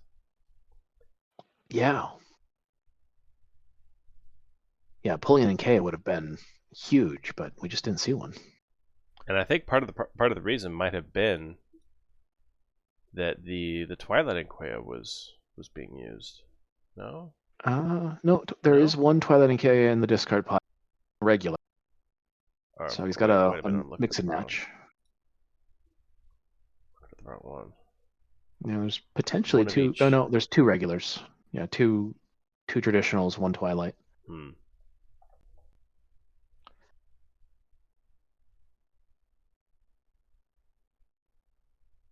Yeah, and there it is. Yep, just not quite enough to be able to utilize that. All those burdens. Wow. Very well played. Yeah, another really interesting deck. The mix of burdens with Twilight and the more beatdowny traditional Nazgul. And it looks like the Ratil almost versus everything we've Chadwick seen game is still going. I thought that other one was looking pretty long. Okay, so Chadwick has a very large fellowship out on the field up against Ratil, who is decked out, but with a lot of Twilight Nazgul coming out, and then we have Emyn Mule here. Exert your minion to make that minion fierce into the regroup phase. This is one I think that would have well served our shadow player in the other game. Yep. Yeah, Fierce Witch King there would have been meaningful. I don't know if it would have been enough, but it definitely would have made a more... Wait a minute, he doesn't utilize it. Well, he used Otse instead. He used Otse to make for both of them. Okay, I suppose that makes sense, especially since it looks like there's a decent amount of archery on the field. Have to use that vitality to. Yeah, if you can keep Nerdia and Natsea alive, they might get a wound out, or they might get killed by the big hitters while the Twilight Nazgul win their fights. So let's see here. We have a Sam on the table. We have a Sam, interestingly, bearing a you bear great evil. You bring great evil. Wasn't able to heal up at the sanctuary. Pale Crown's gonna let either Twilight Nazgul win against Pale anything on the Crown's table. not going to be usable because there's no Twilight. You need to There remove is one no to Twilight. transfer it. So, unless an event is played on the free people side, that won't be an element here. So let's see. Both of these guys are fierce. Assuming that they win their skirmishes, which isn't guaranteed, we do have two 12 strength guys on the table that can beat Enquea. And if Gimli beats Enquea, he'll turn him into a fine mist, I think. Yeah, he absolutely will. Damage +2 at the So moment. really it's only the Witch King that's going to win his fights. So that's 2 uses of his ability. That's 4 wounds that can go on Frodo. If 2 of them are regular wounds and then 4 burdens, that's not going to be enough to win. And even if it was, you still have Sam on the table. Yeah, I wonder if playing Atsea was a mistake. Could have exerted them with the sight and used the Pale Crown at that point. I don't know if that still would have been enough, but yeah, if Enquea's ability was coming in, Sam's already depending exhausted. on the order, yeah, Nkea could be 2, 3, or 4 wounds if he was to win both his skirmishes. Because there are 4 burdens on the table right now. And his ability really gets twisty here. You exert him to win the ring bearer once or twice if you spot 5 burdens, and that could. Yeah, that could have been interesting, but no, I think that the Witch King is going to be too little. Not going to be able to carry the whole thing on his back. Well, going to bring a couple companions to the grave, but that will not seal the game, I don't think. Nope. Unless there's something we are missing. But with 0 Twilight, it seems unlikely. I really hope he puts him on Boromir. That thematic end. Boromir has to die on Site 9. I will kill Boromir on Site 9, even if I have a very. I mean, if you're gonna lose anyway, any chance I can. Even if I'm gonna win, like I'll be the Fellowship player with a clean victory. I can win every. Still put the biggest thing on Boromir just so I can let him die at Site 9. Especially in Fellowship block. The thematics are the best here. So Ratil calling a GG. Chabrak just needs to assign those burdens and it'll be done. Ratil is also out of time. Oh yeah. Burned all the way down to 7 seconds on the clock. Chabrak himself only at 2 minutes.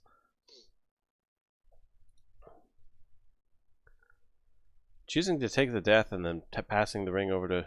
Yeah, I mean... Actually, I don't know how...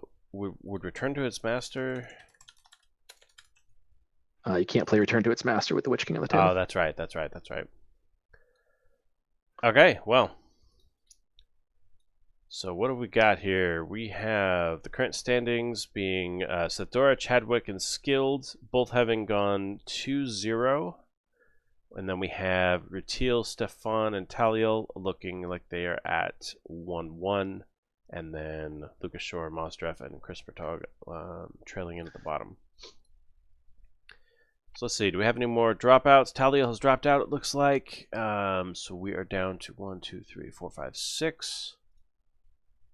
Unless anyone drops out here in a moment. Where are you seeing who's dropped? So if you the little asterisk that shows up on their name, that indicates that they have left. On the playing tables on the main page, where it shows. Okay. Yeah, so all 3 of those individuals have dropped out. I really do love the new, as the UI keeps updating, it's great, but I was fully lost trying to figure where that was out. Yeah, there was no more hover over the player count to see who was there. Right.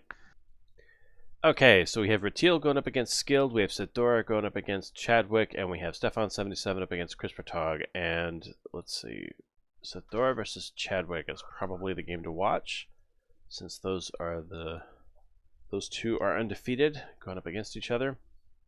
With this many players, how many rounds is it supposed to be? I think It said there was 9 to start, so it'll be 4 rounds. 4 rounds, yeah. Which is probably a good thing, because it is entirely possible at the end of this game that there are 2 undefeated players. Yep. I'm hoping that people dropping out does not adversely affect the calculation there, but I think that's locked in. Oh, I don't know how the GIMP engine treats that. Alright, so we have Satora here using their combo that they had revealed before with the Hobbiton Parting Field pulling out Bilbo, and then Sam Faithful Companion pulling out Red Book, and then a good number of Tales all being played. So many getting played, in fact, that... or no, never mind. He's actually using the ability on Consorting with Wizards to exert to remove Twilight. Chadwick, interestingly, having that Midgewater Marshes Site 2. I suppose that is a good, even if you're not yourself running Tentacles, that is a good deterrent to all of these high Hobbit companionships coming out. It's really helpful in a grind deck as well, which I don't think Chadwick is running today. Yeah, we didn't actually quite see what Chadwick's shadow was in that other game. He was running a shadow. So maybe he is running a Sauron grind here.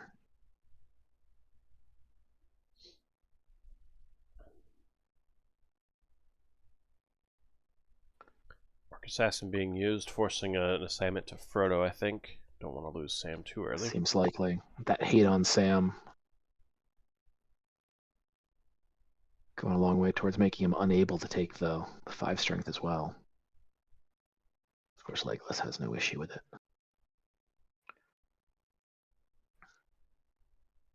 Yeah, that's definitely a bit of a creaky start. Having that exhausted Sam up against Grind. If that Grind has a couple of lucky pulls. Now, I find it unlikely that Chadwick is running a hybrid like that other player was. So it may take a few sites yet for the Grind to really get going. Yeah, Chadwick has in many of our bigger events run a really strong traditional grind. I think he's done a really putting that together. I don't know if he's branching out today and kind of mixing it up, or if this is the standard that he's really kind of perfected here. So it looks like we are grind against grind. We have, and one of these is coming in hot out of the gate. We have Orc Bowman and Under the Watching Eye already down. Isengard Shaman down. So was Sidora one of the? I think they were one of the hybrid players that we saw in the other game. So this Isengard Shaman may be tipping the hand a little bit. Not that there's anything you can really do about that knowledge. But Sidora may be here saying, "I am the future old man." Let's see how. Let's see how Grind does. Flurry of Blows coming out, keeping Gimli alive. And getting that Sauron Orc off the field, so if he does move again... Orc Bowman won't trigger unless he can play another. This double dwarf start has me interested. Friend of the Shirefoot coming down suggests there's at least and in the I'm sorry, what was that? You're breaking up a bit. Oh, sorry. The double dwarf start from Chadwick has me interested as what his kind of built fellowship is going to look like. Yeah. It's not straight dwarves because Friend of the Shirefolk is coming in, so there's probably an Aragorn or a Legolas hanging out somewhere. But it's not your typical Super Friends, it doesn't look like.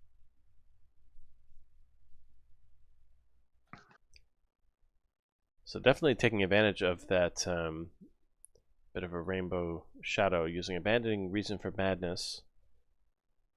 And one of you must do this. So that's 5 wounds on the table. Not enough to actually have a permanent effect, though. Both of these guys are going to go down. Orc Bowman wasn't able to be utilized because a Sauron Orc wasn't played. 5 Twilight was not quite enough to get out. So you have that rather painful realization of only 5 wounds having gone down, which the Sanctuary is about to completely wipe out, meaning that all of that work. All that work for nothing. Now, the grind is, does have a fantastic start here, though, so things may be changing by the time we get to Site 5 or so. Yeah, Gandalf's on the field, so those two conditions could be at risk at any time from. Absolutely. But probably aren't running 4 of them, and getting them out now might actually be better in the long run. Still tutoring Arwind, which I think is the best purpose or best use of Estelle thematically in these events. So Zone under the Watching Eye coming down on the side of Chadwick. That Orc Ambush Troop is going to be an archer because of Sam's. Yep. Tower Assassin will be unable to do anything about Bilbo, however. Yeah, consorting with Wizards. Too busy with Gandalf. Yep.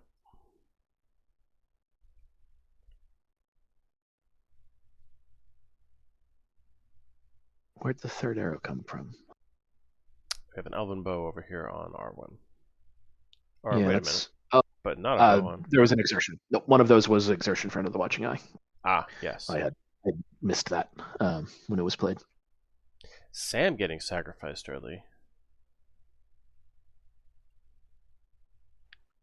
I wonder if you mentioned the last time we saw Sithora, if Sam's really there to pull out staying in the book and not a whole lot else. This isn't a burden deck, so passing the ring is less necessary. Though with grind, Frodo may well still find himself with those Orc Bowmen coming better. out.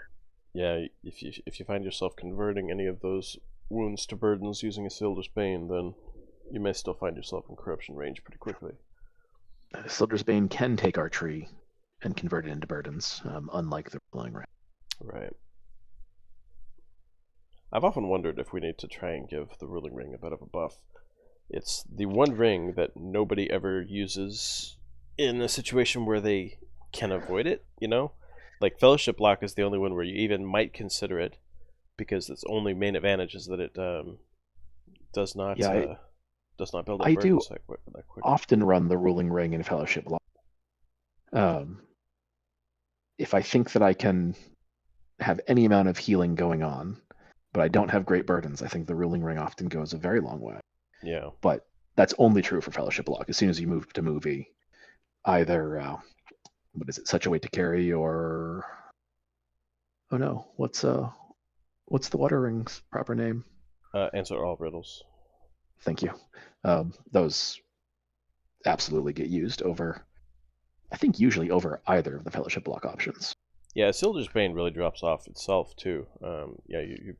Because one of the main bases for getting it is the +1 vitality, and if that's your main purpose, then +2 vitality from Atar is just straight up better. Yep. One of the things it's hard to balance some of those things across formats sometimes. Yeah. One of the things that I find interesting about Answer All Riddles is that it's so good that it got copied.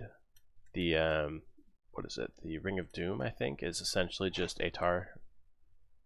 Yeah. Oh, is this one of the expanded rings? Yeah. It's essentially the same, except instead of getting +2 strength, you get Hunter 3 while wearing the one ring. But other than that, it's Answered All Riddles. They literally couldn't come up with a better way to improve the dynamic. Well, when you can't, when you've already made the card that is going to be the best, you can ban it, or you can make something that kind of competes in the same space. Mm-hmm.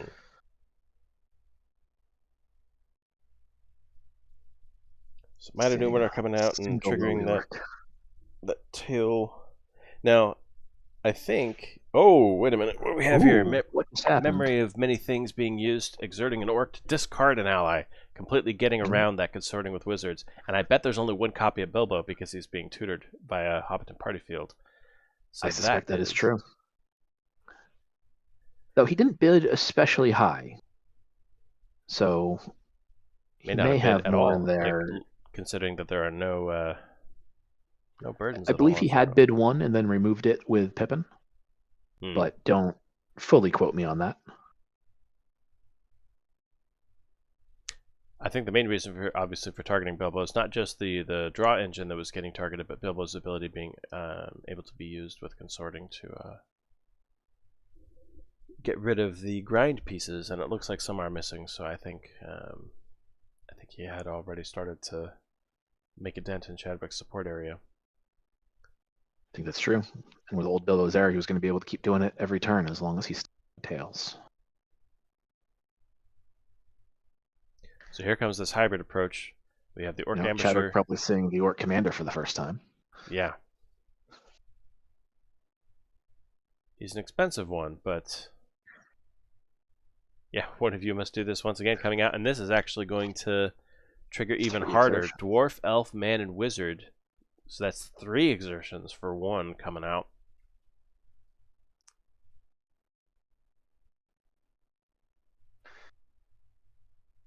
Yeah. Yeah, that's a very effective use, I think, of blending these 2 related strategies together. One more coming down from Orc Bowman. And if Orc Commander's able to survive, and I think he will. No, Flurry of Blows coming out once again. Yeah, damage +2 is going to clear him from the field. Yeah, very good. Yeah. Very good job including that. If he hadn't had that, that would have been 2 more wounds. Which would have left him in rough shape. Yeah, the fact that he was able to get all that done before the skirmish even happened, though. Yeah, very effective, very nice. Chadwick is walking to a sanctuary next. He won't be able to clean everything up, but it might get him back into a decent state if he has a good Site 6 shadow opponent here. Nope, and there he goes. Under the Watching Eye, throwing out another exertion, and then we'll see. And Quaya, nothing else. Okay, so that's not going to be quite enough to. I mean, it's 2 wounds. It's not nothing. Yeah, unless he's got another Flurry of Blows. He won't be damage plus enough to full on kill him. But that's an event instead of a wound. So absolutely, from the purposes of. I don't know, that's going to be a dead Frore. Letting Frore go. Yep. Didn't plan on healing him up anyway, I expect. And he's not worried about a swarm. So there's going to be 3 wounds left behind, probably spread out a little bit. It was a great early start for the grind, but we haven't seen any more of those come out. Okay, let's see. Splendor of their banners going down on Keen-Eyed. So you can exert him to make the Fellowship Archer total. Yeah, Last Alliance on Aragorn. We have Galadriel, Lady of the Golden Wood, coming out. And no armor. So Aragorn's big enough to take the hit once, and Pippin's there. And Pippin's small enough to get Pippin is also available.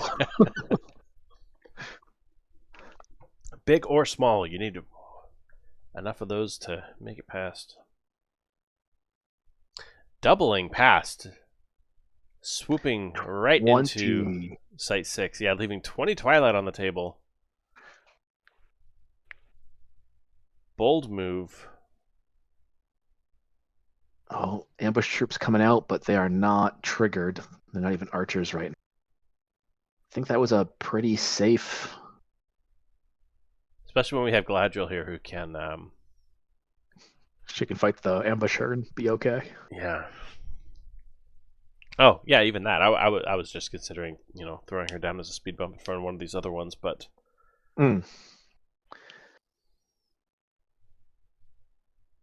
Well, if he's got a second hate, the ambush troops will kick off. But does not. Now, Keen-Eyed has the potential here to really... No, okay, so he didn't use Splendor just yet. I don't think he needed it. Aragorn and Keen-Eyed are both big enough to take the ambush troop, and 2 wounds from NK will yield up next turn. Well, if he had, yeah, I suppose that it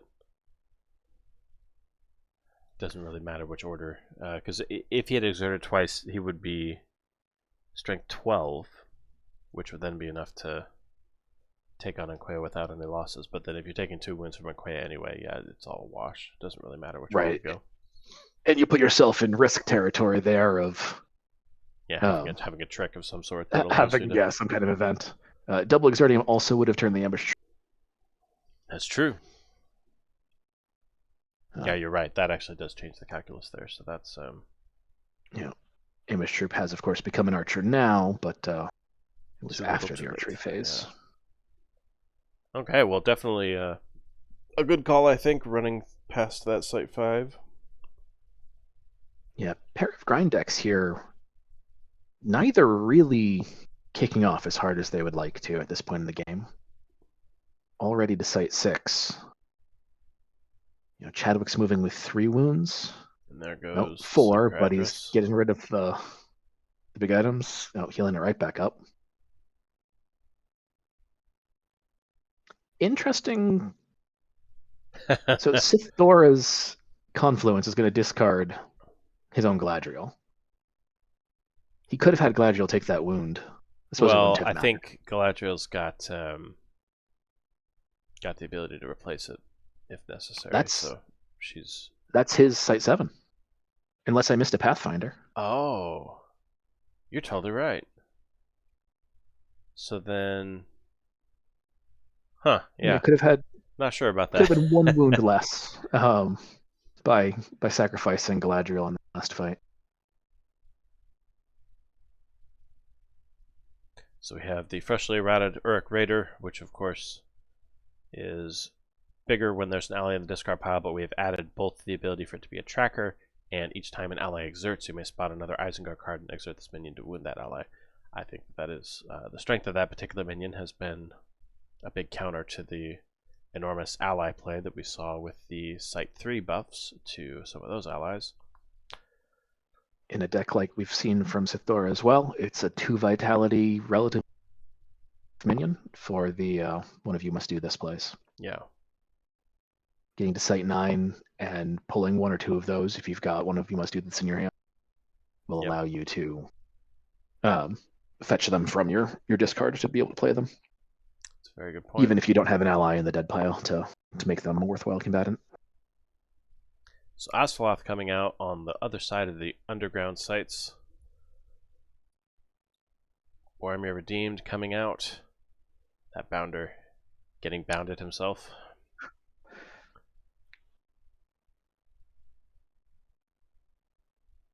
Two copies of Under the Watching Eye coming out.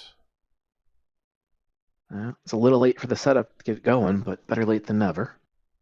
Those ambushers don't have a second Hobbit companion to spot to be doing anything useful. And I think they're going to take entirely too much archery fire for that to matter anyway. Yep. 13 Twilight on the table. It's a little bit more dangerous to be running now. Sting being used to try and get a little bit... Oh, yeah, we have another Sleep Caradhras. We have Under the Watching Eye. We have We May Yet, having been held in reserve. All of the characters on Chadwick's side are Frodo Signet. So that's a +4 strength that's going to be able to be used. Yeah, Chadwick did just reconcile 5 cards, so he could have... Well, nope, maybe not. Orc Bowman was the only thing worth playing, unfortunately. Oh no, and not a single minion gets played by Chadwick, so all of these Bowmen go to waste.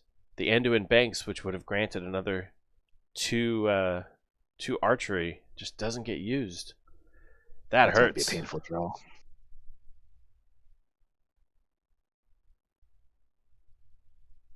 Chadwick almost certainly needs to double here in order to pull out a victory. It's a bit of a swarm coming through, but they're all small enough that... Now, 2 of these are going to go up against Frodo and Pippin. Pippin is going to have to use his ability to make sure that he doesn't get overwhelmed. Or Scouting Man is going to wound whoever he goes up against. Yeah, it's not a Not a very threatening pile of people here. It's going to burn a couple of resources, but not much. I was like, where are those two archery coming from? But that is from the Anduin Banks. Oh, thank you. I was also looking for it. Now, there will still be several minions left on the table at the end of this skirmish phase. It definitely Gimli's makes going to that. clean somebody out. Yeah. Aragorn and Gandalf. That decision to run to 9 is one not of quite them. as straightforward as one would hope. Yeah, Now, those we do assassins will have- still be there. Oh, we don't have Gimli's battle axe. We have the dwarven axe. If it was Gimli's battle axe, it might have been a little bit of a different story. Yeah.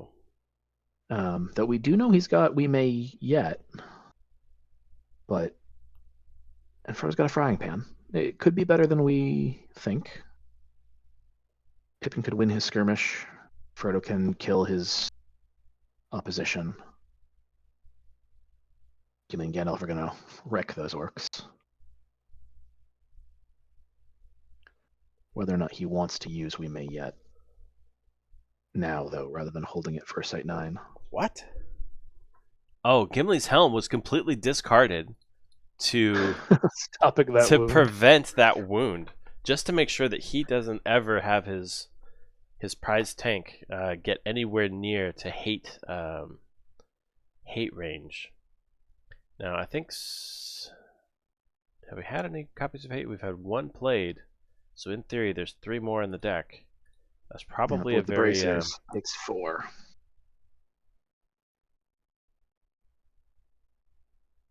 probably a wise move.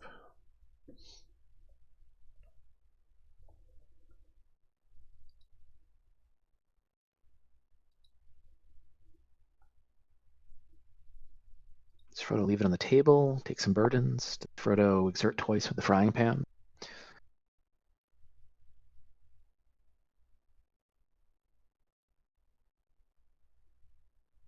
It's a tough call. Probably the frying pan. If you're thinking of moving to Sight 9, then you don't want to... If you double with the frying pan, though, you've removed your ability to play We May Yet at Sight 9.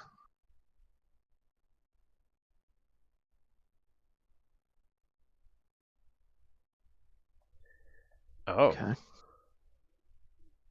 Not even using his own ability to... Huh. Well, he'd had enough wounds that he would have died anyway. He took one of Oh, I see. I see. which may have been itself a bit of a mistake. Hard to say. All that effort to keep Gimli woundless, and then Under the Watching Eye being used on him instead of on Gandalf. Yeah. Now, Definitely don't want to use it on Aragorn is Aragorn. completely he's going to go unscathed. Defender +3 here and tank anything that gets past Gimli and Gandalf. Plenty of Twilight still available. Now, this is Tol Brandir, so 3 more trackers are going to be pulled out. I think But we're that going to is see... the end of the Shadow phase. We're probably going to see the big ones. The ambush troops. We've got an Uruk Raider. Uruk Raider coming out. 2. A couple of those, but they're not boosted. And then 1 Orc ambush troop. Does he have 2? One of you must do this. He's got none. No, wait, never mind. We haven't seen them play yet. No, there's one of them. There's 1. So that's 3 exertions. That's not bad. No, you can put it everybody but Aragorn.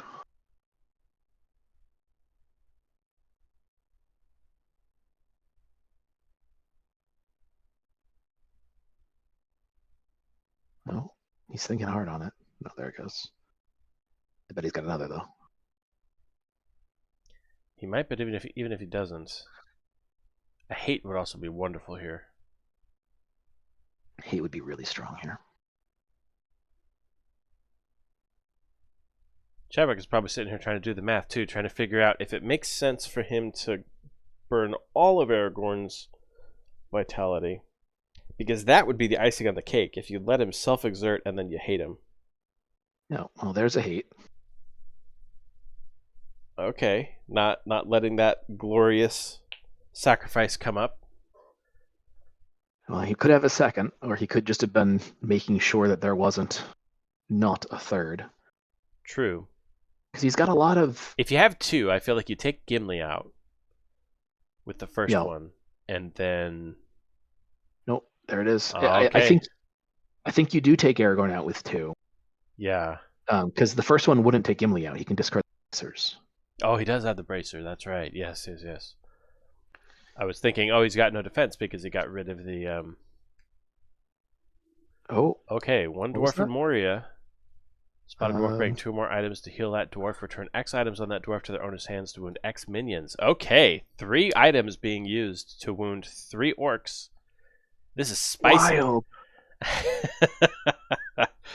Now Gimli's not threatening anymore. He had to sacrifice all of his strength that he was getting from his own game text and the strength that was attached to those items. And now we have ourselves in a situation. I mean, you have to put it on Frodo. You're There's right, but no we know he has. we may Yeah, yet. we may So yet. that's +3 strength. I think that's game. Nobody's fierce. He can No, accept the yeah, no, you're right. Yeah, the 4 Raider's burdens. not fierce. So okay, yeah, it's gonna be a dead Gimli. It's gonna be a dead Gandalf, but it doesn't matter. Yeah, yeah. The only person who needs to make it is Frodo, and he's sitting. Pretty might be the wrong word with all those tokens, but Oh wait, it didn't he's doing die. all right. Well, this is exactly what the end of a good Lord of the Rings trading card game match looks like, with Frodo on the verge of collapsing right at Site 9. But that's how you know that it's a good game, when all those resources had to be burned. Came to a very, very close finish. All right. I am really interested in hearing Chadwick's review of this match. I don't know if we'll get one, but I'd love to know what he thought of the mixed grind coming out. Okay, who is the other undefeated one? We had Skilled, right? So let's go jump into the Skills game. So Ratil versus Skilled. All right. So Ratil on the top has had quite the slaughter go on, with Legolas, Aragorn, Arwen, Gandalf, and Gimli in the dead pile. Skilled, or no, sorry, yeah, Ratil has lost all of those. Skilled running his Twilight Nazgul beatdown, looks like. Yeah, beatdown with just a handful of Twilight sprinkled in. Both of the setups here are surprisingly barren for a Site 6, Site 7 game we're just hopping into. Yep. 2 total support area cards. Now, there are a number of Sleepcore addresses in Skilled's discard pile, and not the same on the other side, but now they're both also looking pretty low in the deck count. 10 cards on Ratil, 14 on Skilled. That's pretty close to the wire. You may find yourself with not enough cards on the final confrontation of the game. Absolutely true. Yeah, Skilled's Fellowship's in a better position, but he can't run to 9 at the moment. And Ratil may be able to, but is doesn't look like he's up for it as strongly. Oh, Ooh, what was that? Frozen by Fear? Nazgul skirmish event coming out for an over. So rarely do you see Any sort of Nazgul events running like that. skirmishes of any Yeah. kind. Yeah, that was You got may to be see a them surprise. in movie just to counter Tale of the Great Ring, but yeah, here it's paid off. It's yet another dead companion. 1, 2, 3, 4, 5, 6, 7, 8. There's only one more companion Yeah. that can be played on Ratil's part. That fellowship is definitely falling apart. Now Sam has held on to the bitter end. He's ready to carry Frodo across the finish line. If you're ever feeling like you can't move on, I'm here for you, buddy. Yeah, I don't know if there is another companion in this deck. Looking at his dead pile, I mean, it may be a friend of Sam, but he's lost all of the major players, and Friend of Sam or Hobbit of Some Intelligence is my guess if there's a ninth. Yeah. It won't surprise me if there's not. Twilight Lord Witch of the King Nazgul coming out. with a Fell Voices Fetching Call. a Pale Crown. I would have thought the Nazgul Sword, since you get the damage +1 from that many burdens down. Pale Crown, however, is also not a bad choice, considering that we have a loaded up Gandalf with Glamdring, and we have Ranger Sword on Aragorn and Glamegel on Arwen. Twilight Atea coming out. It's been a hot minute since I've seen him played, but a little extra ally heat. Yeah. I feel like there's better Twilight options. He is the second strongest from a actual strength skirmishing perspective. Yeah, but usually... But not being fierce, and his ability just doesn't go very far. Yeah.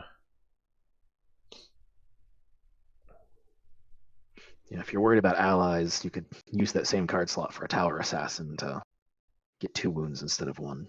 Yeah.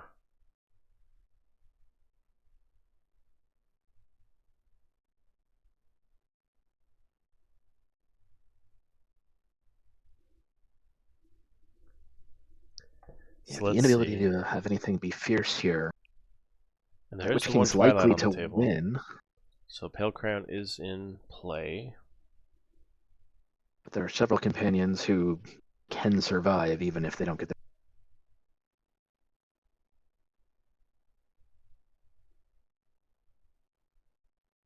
Yeah, we're definitely not worried about the fellowship itself collapsing, but that is certainly going to be wounds stacking up on Frodo. Now, Helpless only goes to a ringbound companion, so doesn't help here. Sam's already kicked the bucket. This was one of the silver bullets that was errated, so that rather than affecting only Sam, it now is used on any ringbound companion. It could go on Frodo.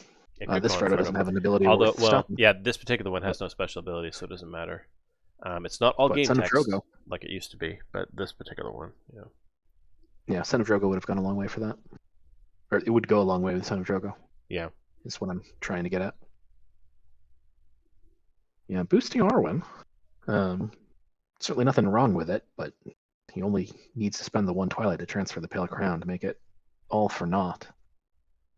And maybe that's what he's trying to do, is force its use, so that it's not a Sword of Damocles hanging over everyone's head. On the other hand, I can't imagine but feel like that just made the Witch King more successful, right? Not only does he get the 2 wounds, but he also got to kill off a companion. Now, Ratiel... and he could have done a single wound on Aragorn. Yeah, exactly. It seems like an odd choice. Now, it's possible that there's not a whole lot of other companions in the deck. I've noticed that there's a good number of people that don't run a full set of 9, preferring instead to use those slots and pick and choose their companions very carefully. But I think that's pretty common. Yeah, running 5 core companions with maybe 1 or 2, throwaways to mix in there that have some utility ability. Now, I'm not sure that I get this. Frodo, Son of Drogo's ability being used to exhaust Sam and take those wounds off of Frodo. When you've already got all those burdens, I feel like that's missing the forest for the trees here, because now Nquay just comes in and pops Sam off. Yeah, that's it. Yeah, not sure it would have mattered either way. With maybe the 2 of them out there, and Kintea discarding a sword if needed. Yeah, that's the clincher. Too many deck companions, not enough help. All right, and then it looks like both of these games ending at almost exactly the same moment. All right. Yeah, that does leave us with 1 undefeated player so far, but I believe there's 1 round left, unless we're wrong about the way Gimp does it. Yeah. We've got round 4 starting here in a minute. So let's see. We have Chadwick going undefeated. We have Skilled going 2-1. Sith Dora also going 2-1. Stefan 77 going 2-1. Or wait a minute. No, Skilled went 2-1. Sith Dora and Stefan went 1-2. And then the rest trailing after that. So Chadwick is going to have a victory lap here, but the final round is not, I think, going to make much of a difference. Yeah. I'm going to go on mute for just 1 minute while we're getting the next round set up. Sounds good.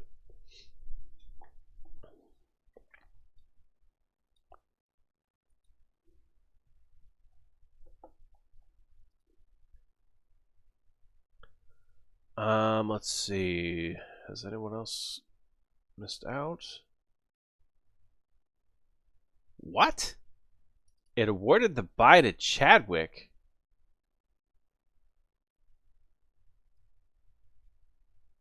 What on earth?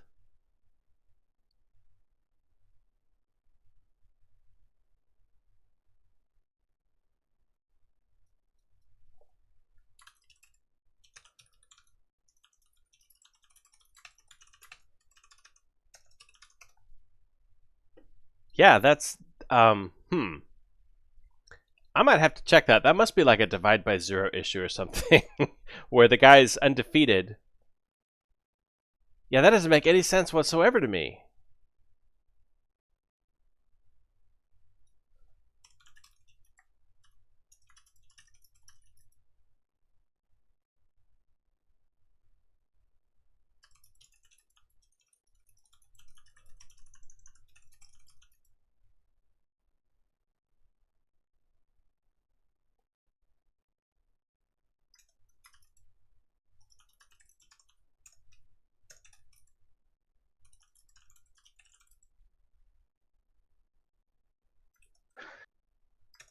All right, I'm back. Which game are we watching?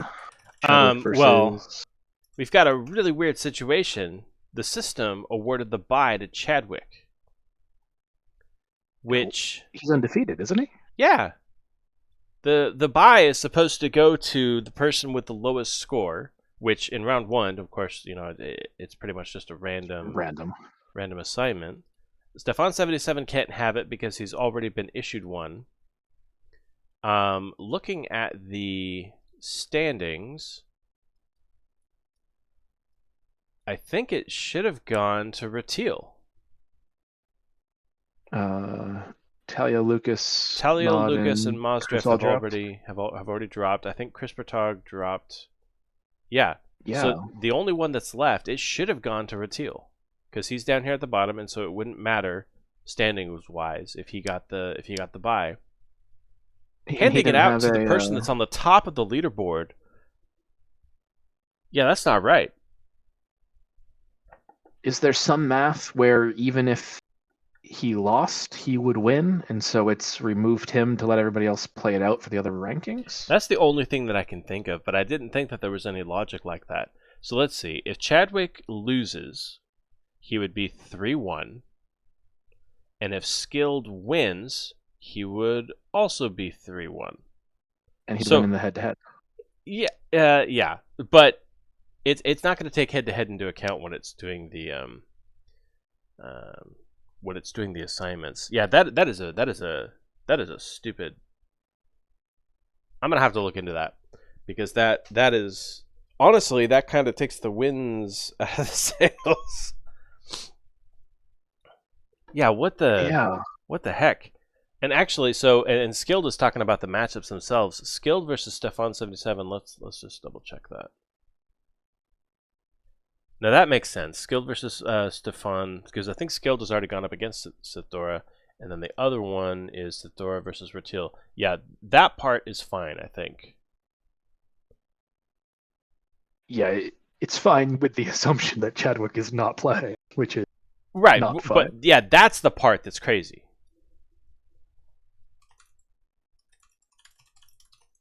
Have Skilled and Chadwick played already? Do we have a way of seeing the previous assignments in game? Not in the UI. I do have the ability for me to look at it directly in the database, but what a crazy I've never seen that happen. Every single time, it has always given the bye to the person who is on the bottom. So it going to the person that's on the top really kind of throws this out of whack. Yeah, there's clearly something not right there.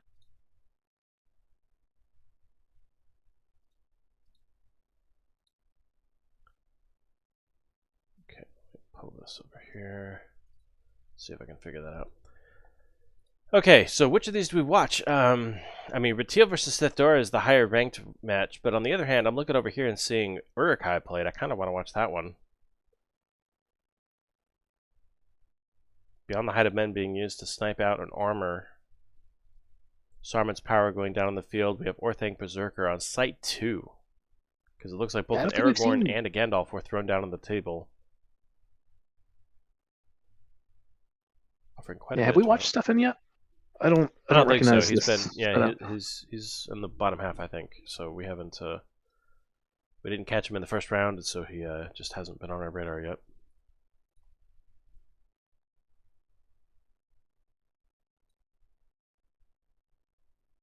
Orthanc Berserker is coming in strong here.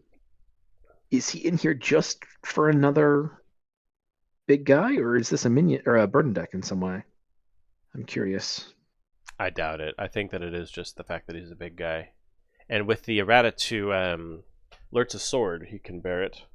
So it's... Does Lurtz's sword require a unique minion now? Yep. Unique Uruk-hai. Okay.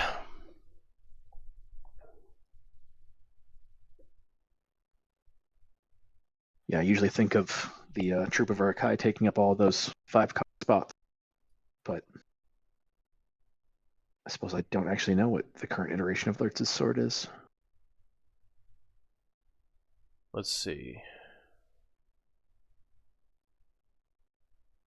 So Chadwick went against Lucas Shore in the first round.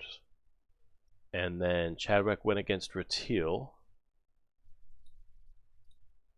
And then Chadwick went against Sithora. Okay, so we're actually in a situation where the only person... It could only put him up against Skilled or Stefan. Okay, and did they have to play each other because they couldn't play anybody else?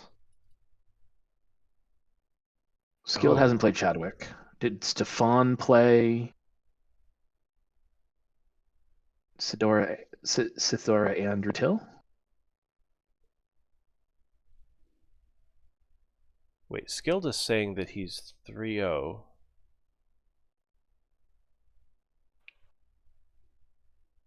Wait a minute. Yeah, what is going on here? So Skilled went up against Mazdref and won. Skilled went against Chris Patog and won. Skilled went up against Ratil and won. Yeah, why wasn't Skilled put up against Chadwick? I'm so confused. Yeah, they're both undefeated. Yeah, because if Skilled went against Chadwick, and then you put Sithora against Stefan, and even if they've played together, you put Sithora against Ratil, and if they've played together, you put Stefan against Ratil. Unless all of those matchups have happened, which I can't see.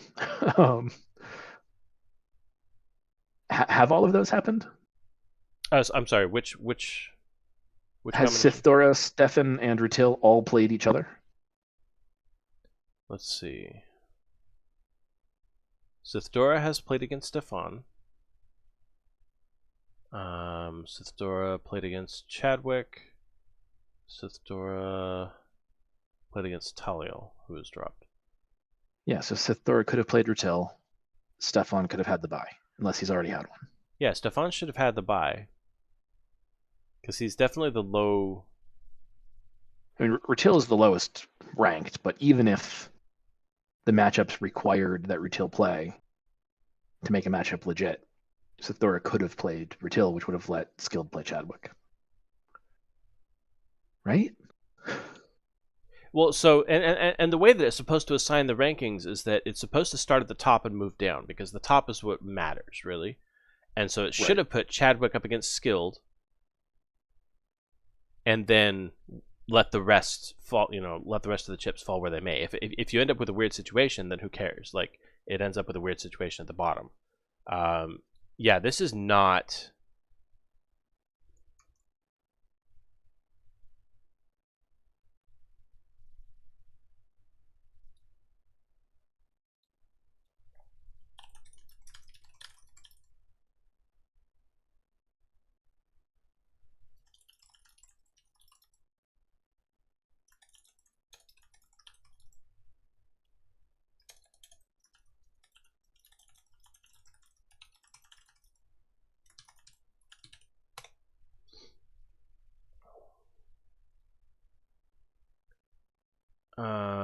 Okay, let's see. Are Chadwick and Skilled willing to just grab a exhibition game?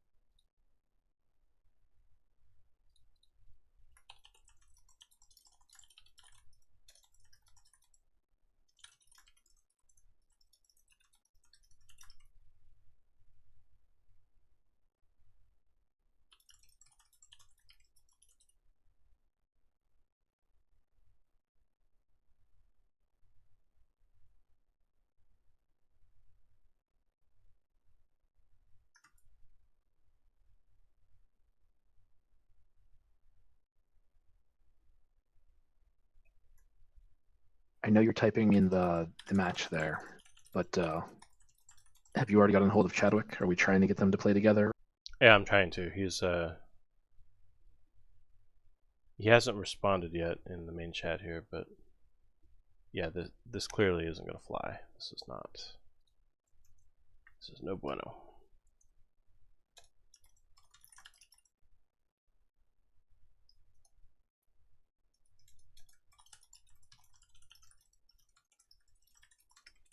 I just hope Chadwick hasn't disappeared. Yeah.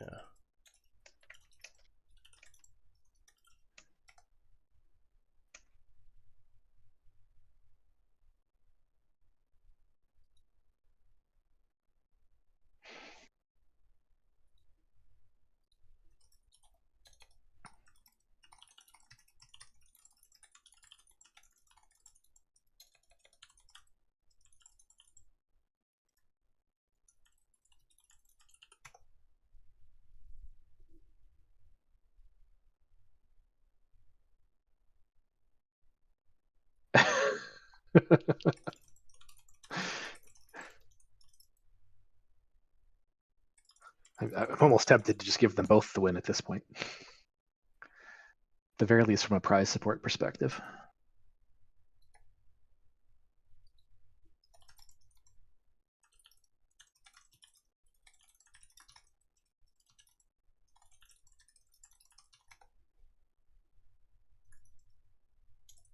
Yeah, Chadwick is still here.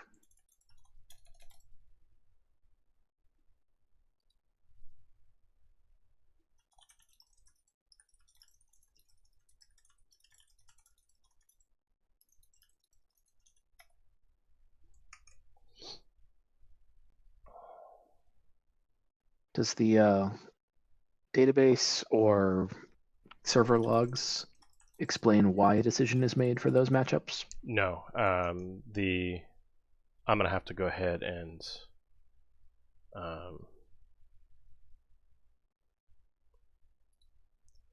okay.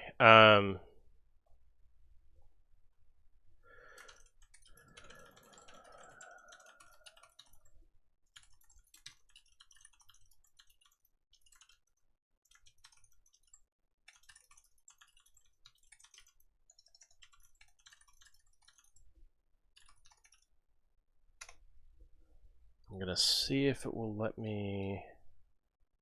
I do have the ability to manually add a table, but I'm not sure.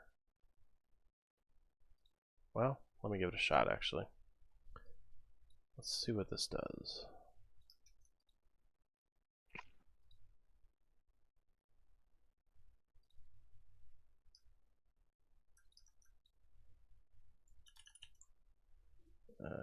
This is August 2025 WC circuit makeup. Yeah, Steven and Skilled are still going. They haven't canceled their game. Is there a way to cancel it where it doesn't reflect in the rankings, or I'm we gonna just have have to do to. that I'm gonna have manually to at the end? manually. Yeah. W7 versus skilled.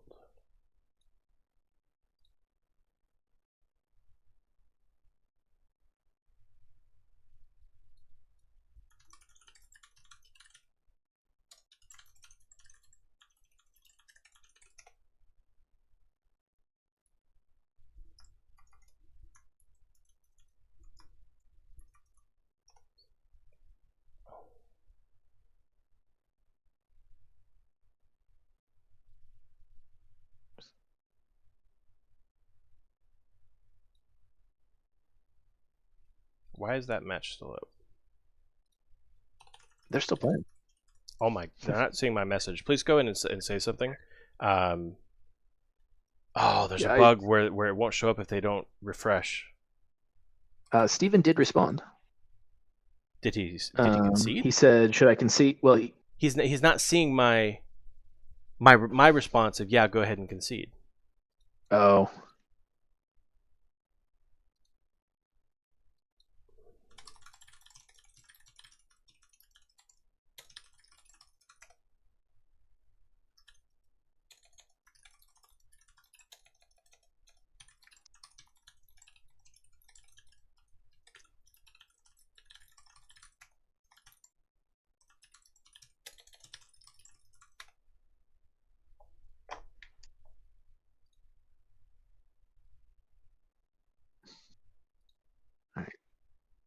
Skilled clearly sees you. I have no idea if I'm helping at all by also typing in that chat. Okay, looks like it finally.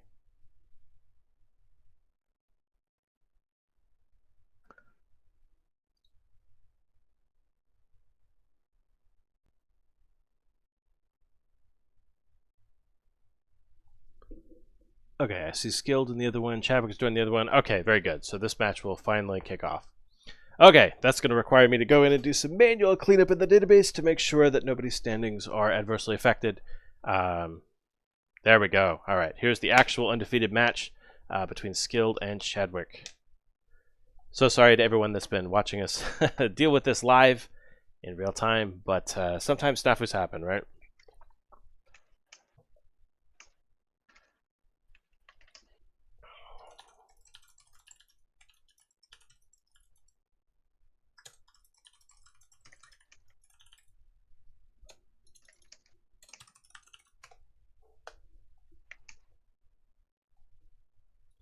You okay if I send some digital swag Steven's way for the headache on that one? Oh, for sure. Yeah, no, that's perfectly fine.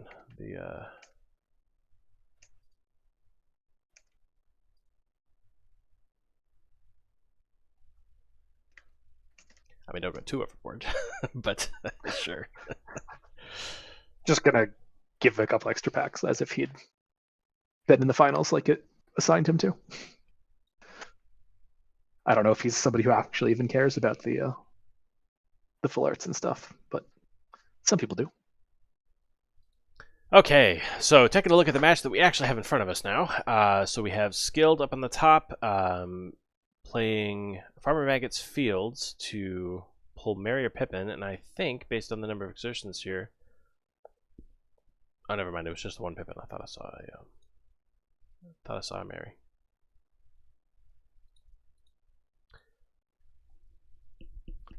No Mary yet. A lot of exertions on the table, though.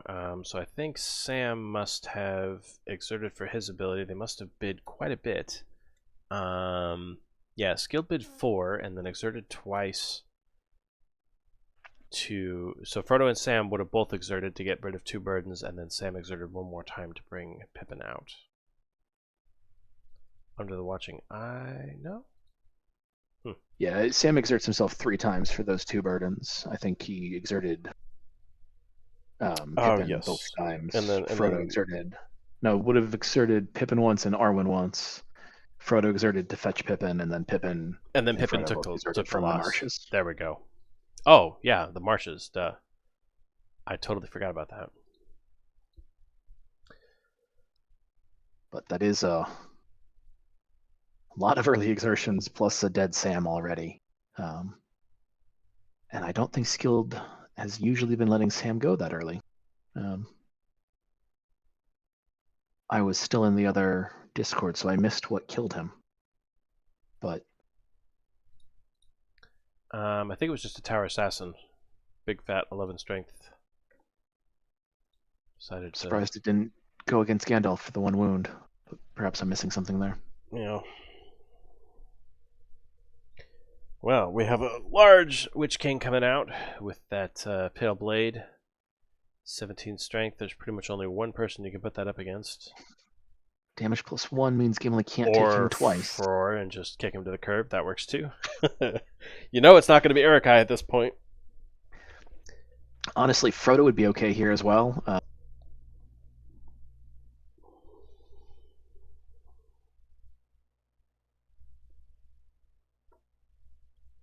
Exert Boromir to make him a 7. Pippin makes him an 8. Requires 24 to overwhelm.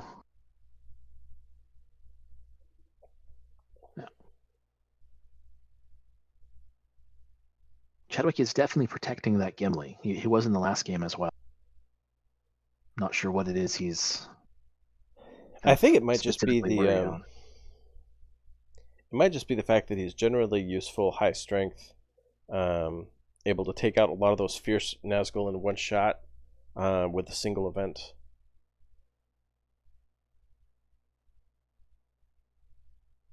Whereas Frodo's vitality is some of the cheapest vitality in the game, so That is true. rather than risk losing his one tank right here at the very beginning. Both sides packing Tower Assassin.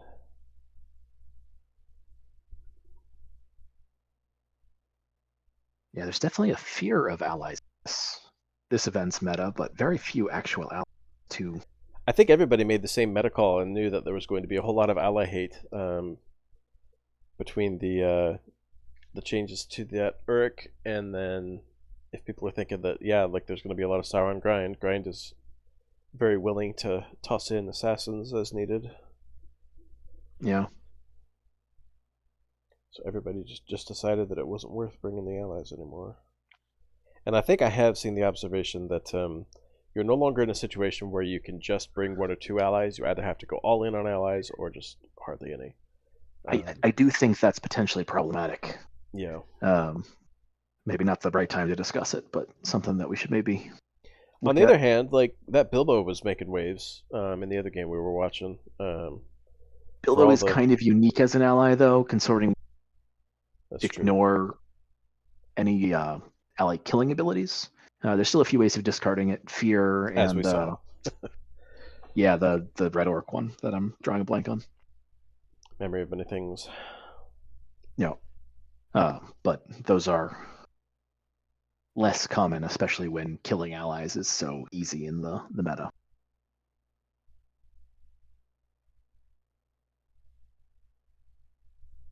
With the classic Fort of Brunnen coming out of Site 3, meaning you're going to get an essentially free Nazgul, or an extremely discounted one if it's the Witch King that comes out. Gandalf coming down with his sword right at the very beginning. Did a Pathfinder play that Fort of Brunnen? Because Skuld was there wait a first.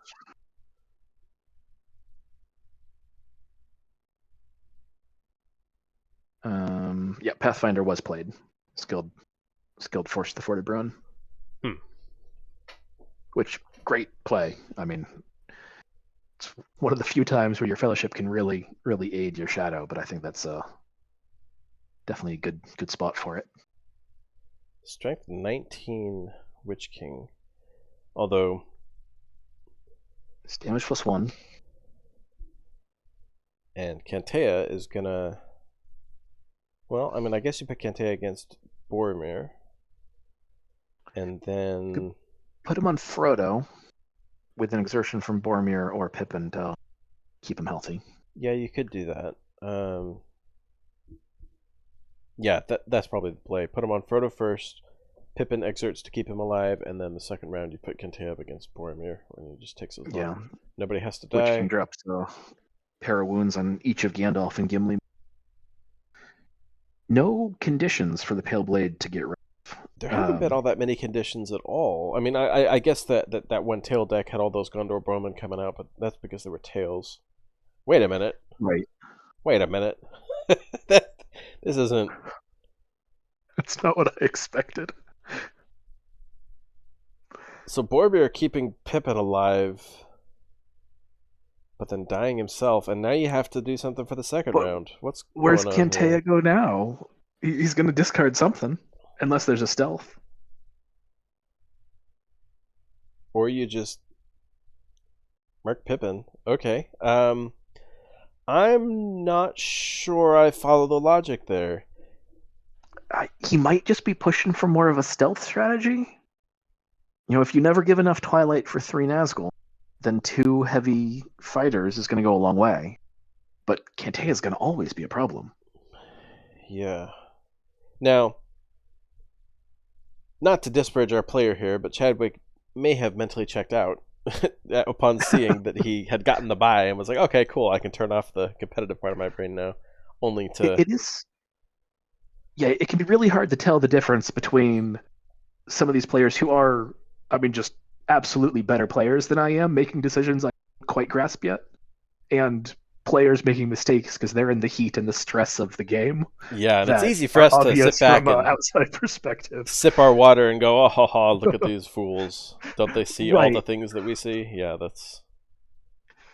Because, Chadwick has beat me probably 70% of our matches. I can't possibly that, And he's I'm always frequently going to know placed this. very highly at many of these events. I'm pretty sure he's Right. already He's pretty a much great guaranteed this player. invitation. Yeah. I think he's in a position where he's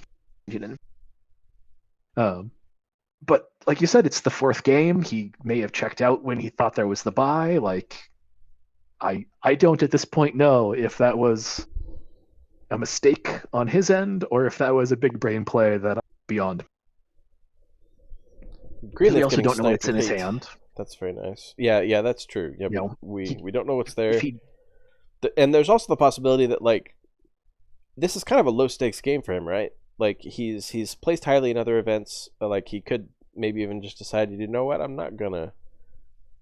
Yeah, first or second does make a difference in his total points overall.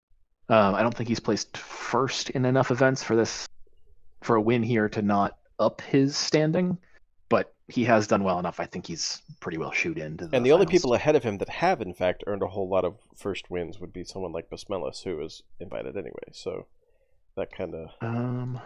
Because Basmelis has won I have it up. 2 or 3 I can of tell you. them.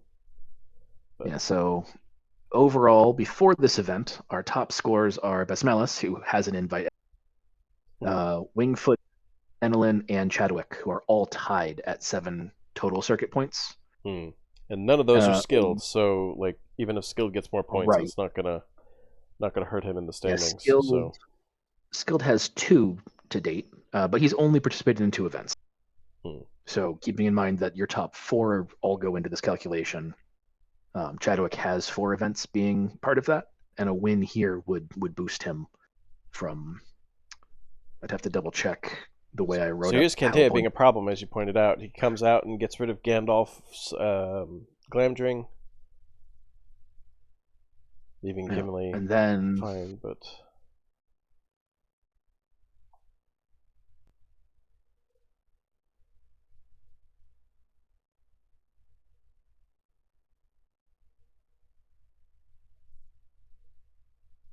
Yeah. Well, certainly not a standard end to one of these things, between the standings decisions to be made and the very, very non-standard assignments. Yeah, we're really interested to see what kind of situation may have caused. Yeah, I'm not even sure what... I guess I'll just have to write a test that uses those same standings and try to follow its logic, because that makes no sense to me that it would fall back on Chadwick getting the buy. Yeah, no, it seems wild. I'd love it if after all of this, if you don't mind just posting what the matchups had been throughout the game. I'm happy to kind of take a look at them as well. Sure, yeah, and I'm gonna have to reconstruct that anyway to wrap my head around it, and then I'll have to recreate it in a test to see what the heck. I'm curious, because I'm trying to imagine through a world where it actually made sense. No, is there a situation absolutely where it not? could have been? There were so many people on the low end, because it's supposed to bias toward handing out the buy to people that are low scored, specifically to avoid situations like this. So I don't understand why it would have flipped the script. The only thing I can think is that it couldn't make the assignments. Yeah, that's the only thing that I can think of too. And I'm not sure at the time of that assignment if Chadwick or Skilled was technically in front of the other from a, you know, cumulative score, Well, win the percentage tiebreakers aren't perspective. supposed to matter for that because it's supposed to look at score first without looking at the tiebreakers because the tiebreakers don't matter for the purposes of assigning. Um, Well, tie, for the buy though, well, if bear with me, I don't know if this is the case, but if the valid set of assignments could not be made without one of Skilled or Chadwick getting the buy, Chadwick might have been the lower ranked of the two in that moment. I'm oh not wait, sure. Stefan 77 already got a buy, so it couldn't assign. Yeah, he got a buy in round two. I missed that, Right, so he couldn't get the buy, so he couldn't have and the I buy assigned. think And Rutil then and Sithora had played each other already, so they couldn't play each other. no, Ratil and Sindora got assigned to each other here in round four, so they were fine. Oh, okay. Oh, okay. That's okay. That yeah, that must have been why. So Chadwick and Skilled should have been assigned to each other, but Stefan couldn't be given the bye, so it was like, okay, someone else has to have the bye.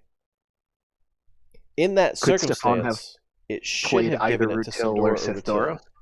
Yeah. Right, unless Um. Stefan had already played both of them, in which case it would potentially have been an impossible assignment. I would still think saying, Stefan, I'm sorry, you're lying, Yeah. Yeah. No. Yeah. is the right answer I think there. that was But the right call, but I think you might be right now that I'm looking at that. That it had to assign a buy to somebody, but it still should have picked Sindor or Ratil. I don't think that either one of them, looking through here at the listings, neither one well, of them. did they both play Stefan though? Um, Stefan went up against Sindora in round one, and Stefan had the buy in round two, and then Stefan went up against Crispatog in round three. So Stefan should have Yeah, gone so against Ratil. Rutil and Sithora would have grabbed the buy. Yeah, Yeah. wild. Yeah, like this is a really weird edge case. I'm really Well, really glad so that many drops yeah, really kind of throw those yeah, lots of drops. into That is havoc. something that has been rather non-standard because I feel like a lot of these events, people are just looking to sharpen themselves and see what's out there. So even if they lose, they end up continuing to play. But that for whatever reason that was not the case today.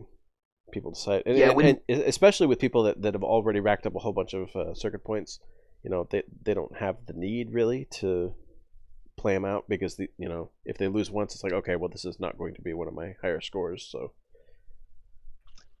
yeah, I was aiming when we went with the circuit instead of the winning events being what dictates it, like we did in previous years. My mhm. part of my thought was that you no longer had a reason to just drop after losing your first or second match. Like, And that might have been because true there for was, the first four games you play, but then after that, yeah, the and calculus that's flips.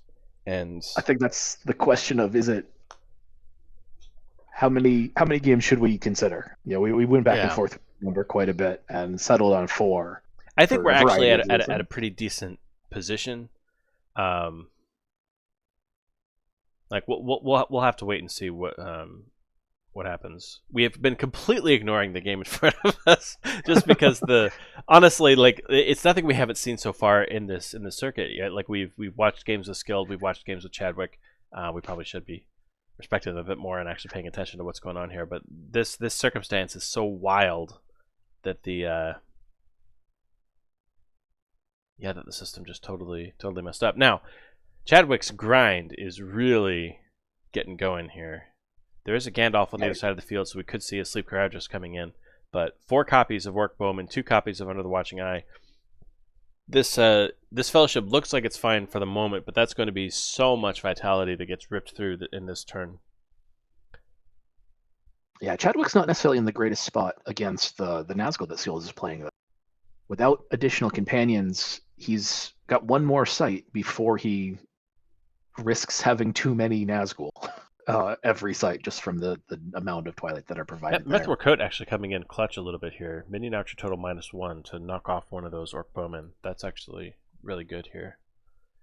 Mithril Coat is a shockingly good card. That's just not quite good enough to be in every deck. Right.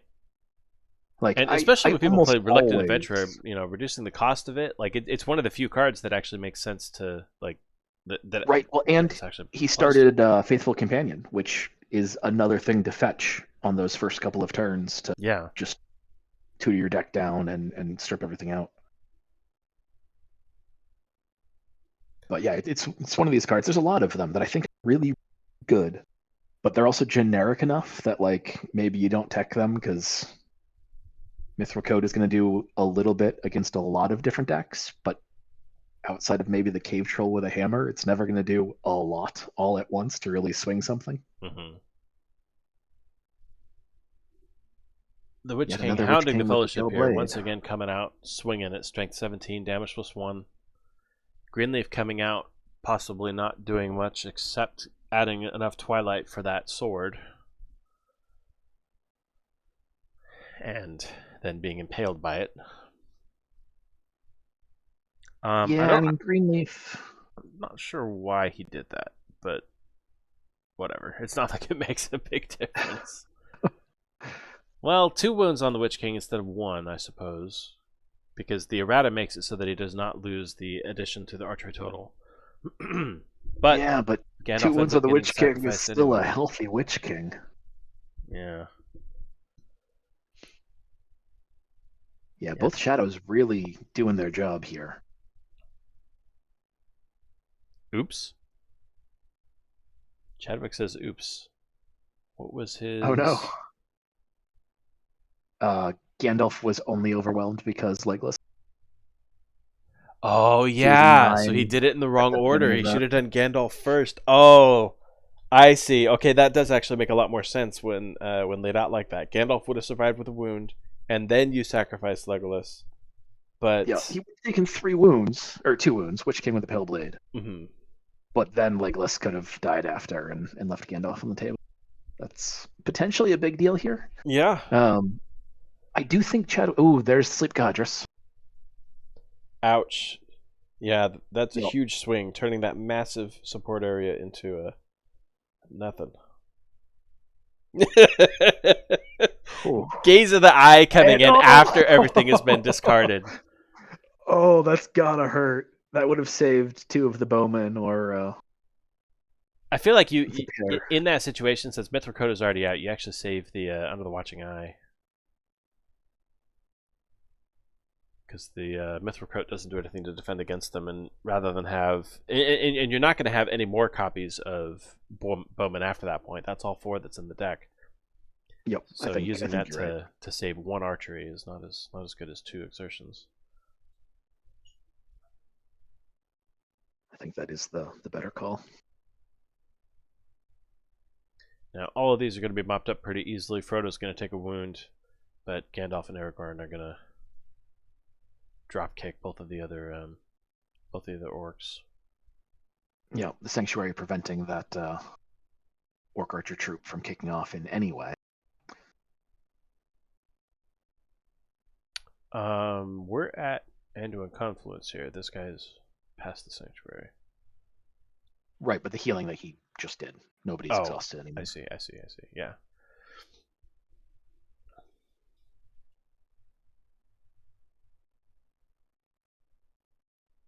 Yeah, I'm looking forward to the changes we've got in V3 that are going to make that Sleep Crowd just play much less of a instant swing. Yeah, so I haven't heard the same kind of complaining like I have allies and ally hate stuff going on, Mm-hmm. but I'm noticing that this game, like allies, conditions are an all or nothing. Mm-hmm. Grind is going super heavy into them, of course, because too, but a lot of these decks are running 0 condition. So is there just too much, Pale Blade, too much Sleep Cadrus, and how big an impact will Hinder make on them? Yeah. For those of you just hearing about this, Hinder is a new mechanic that we will be introducing with V3 later this year that flips a card face down instead of discarding it.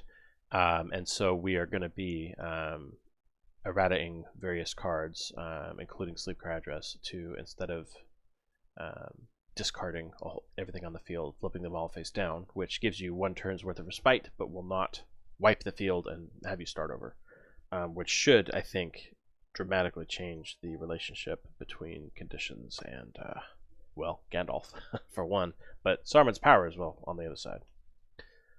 Yep. So, I believe we're even looking at some of those things like Secret Sentinels, which yeah, so Secret Sentinels are is gonna also have it applied. The big ones I think that it's gonna have it applied to are ones that it's a little bit more relevant for movie, but cards that do a juggling back to the hand effect will also be converted to using Hinder instead. So that includes Vilya and the 2 Grimas. So rather than filling your hand back up with all the crud that's on your table, they'll now instead just be hindered in place, and so you'll no longer get that additional advantage of clogging your opponent's hand right before a double. I'm really interested to see how that affects the meta. I think there's some real Tanks will potential be back, for... I think. Like, Grima had a permanent trajectory alteration of the game. It completely changed how you built your fellowship, because you could no longer rely on like what we see here. These 4 cards on Aragorn and 3 cards on Gandalf. This would get you killed in movie, because Grima will pop down, return all those cards to your hand, completely screw you over on your shadow turn, because now you've got all these free people's cards stuck in your hand. Like, it's honestly, I understand why they did it, but it made it so that the only cards that were viable were cards that did not need 4 or 5 support cards, which kind of forced the game into a power creepy mode where you have to have a companion that is good on its own. You can't rely on having a bunch of additional stuff, because Grima will just eat them alive. Absolutely true. The thing that I'm curious about is I suspect that Grima will once again become very popular, with tanks being a thing again. And how will decks needing to have their tanks sometimes be naked? They're not going to clog your hand. They're not going to end the game kind of stuck and screwed now, but you're still going to have suddenly a unequipped character going through, or a missing character for the And time. I think that's just going to swing things around to making events useful too. Like just having that that just your regular standard way of tossing 2 or 4 strength onto someone in a pinch. Yeah. That'll have all your bases covered. Your tanks on the table, and then the ability to just do a regular old pump to avoid the situation where Grima has come to call will. I think it's going to lead to a meta that is hopefully more healthy, that is able to be able to look a little bit more like what Fellowship does across the board. Because there's a lot of stuff that gets lost in the transition from Fellowship to Towers and Kings. So yeah, no, I'm hoping to see that as well. Now, some people have also pointed out that this may start a reign of terror from things like Moria and Ninja Golem and other things that really do, in fact, like to have tons of conditions on the table that are going to have their predators diverted a bit. All things to keep an eye on. Though Moria's been doing really well. True, although not really the standard Moria swarm. It's usually more of a bit of a Moria beatdown, especially with the Goblin Patrol troop. But we haven't seen Hydra Heravan this tournament. No Moria at all today. Lots of grind or grind hybrids, and then we had the one Uruk-hai deck. Now, we didn't watch everything on the bottom, but we had lots of Nazgul, both Twilight with Corruption and with Beatdown. Nazgul have definitely been on the rise ever since we altered the 1-2 punch of Flaming Brand and Too Great and Terrible. I think both of those have really helped him out. Yeah, no, that's true. The massive amount of Elven allies. What was that? You cut out, sorry. The not today, but recently we've been seeing and Nazgul are the only culture in Fellowship block that don't have either an archer or a fighter that targets them directly, making them a little bit more appealing. Oh, that's true. Yeah. So if you are running really heavily on the Orphan and the other Site 6 allies, then they don't. Nazgul don't care about having that out. That's a really good point. Yeah, Looks it's a like big we have a delay chat here. here. Looks like Sith Dora is in the Twitch chat saying, "Amazing tournament, guys. I feel great to be back in the LOTR. Awesome. Oh, so happy to have you. Yeah. We've been seeing a pretty good influx recently of returning players. People jumping in and rediscovering Lord of the Rings, rediscovering Gemp, or finding out about it for the first time. I felt kind of sad for them that they're hopping in the middle of the summer doldrums. Feels like every year we have a kind of a dip during the summer where people don't play as much. But okay, Toll All right, Brandir pulling Chadwick out all coming those in. Orc ambush troops. We do have no exhausted people. Nope, those were from hand. Tolbrander is now gate. Oh, never mind. Yep. Just lots of Twilight. Was this a double move that he bluffed out? I have not been paying attention, and perhaps I should have been. I've been a terrible commentator for this game. That's quite the swarm. Who do you hate? If he's got two, Boromir. and he can Yeah. get an exhausted companion out there, that'll be Nope. huge to give him. We're already in the archery phase. All right. But still, removing that exertion from Boromir to make sure that he can't go twice on Frodo. So let's see. Frodo is going to be 5 plus 8 from Boromir. So the magic number here is going to be 18, or 16. I think there's enough on the table that 16 strength on Frodo is going to be Pretty easily likely. attainable. Now there may be a Yeah, copy of We May Yet in the hand. Oh no, wait, that's Chadwick that was running that. Yeah, he does have 3 Frodo signets, but Frodo himself is not one of them. Oh, Aragorn's bow on the table. How could I miss that? So some of the big guys are going to be knocked out. Will he do it again to knock out the ambusher? I think he needs to.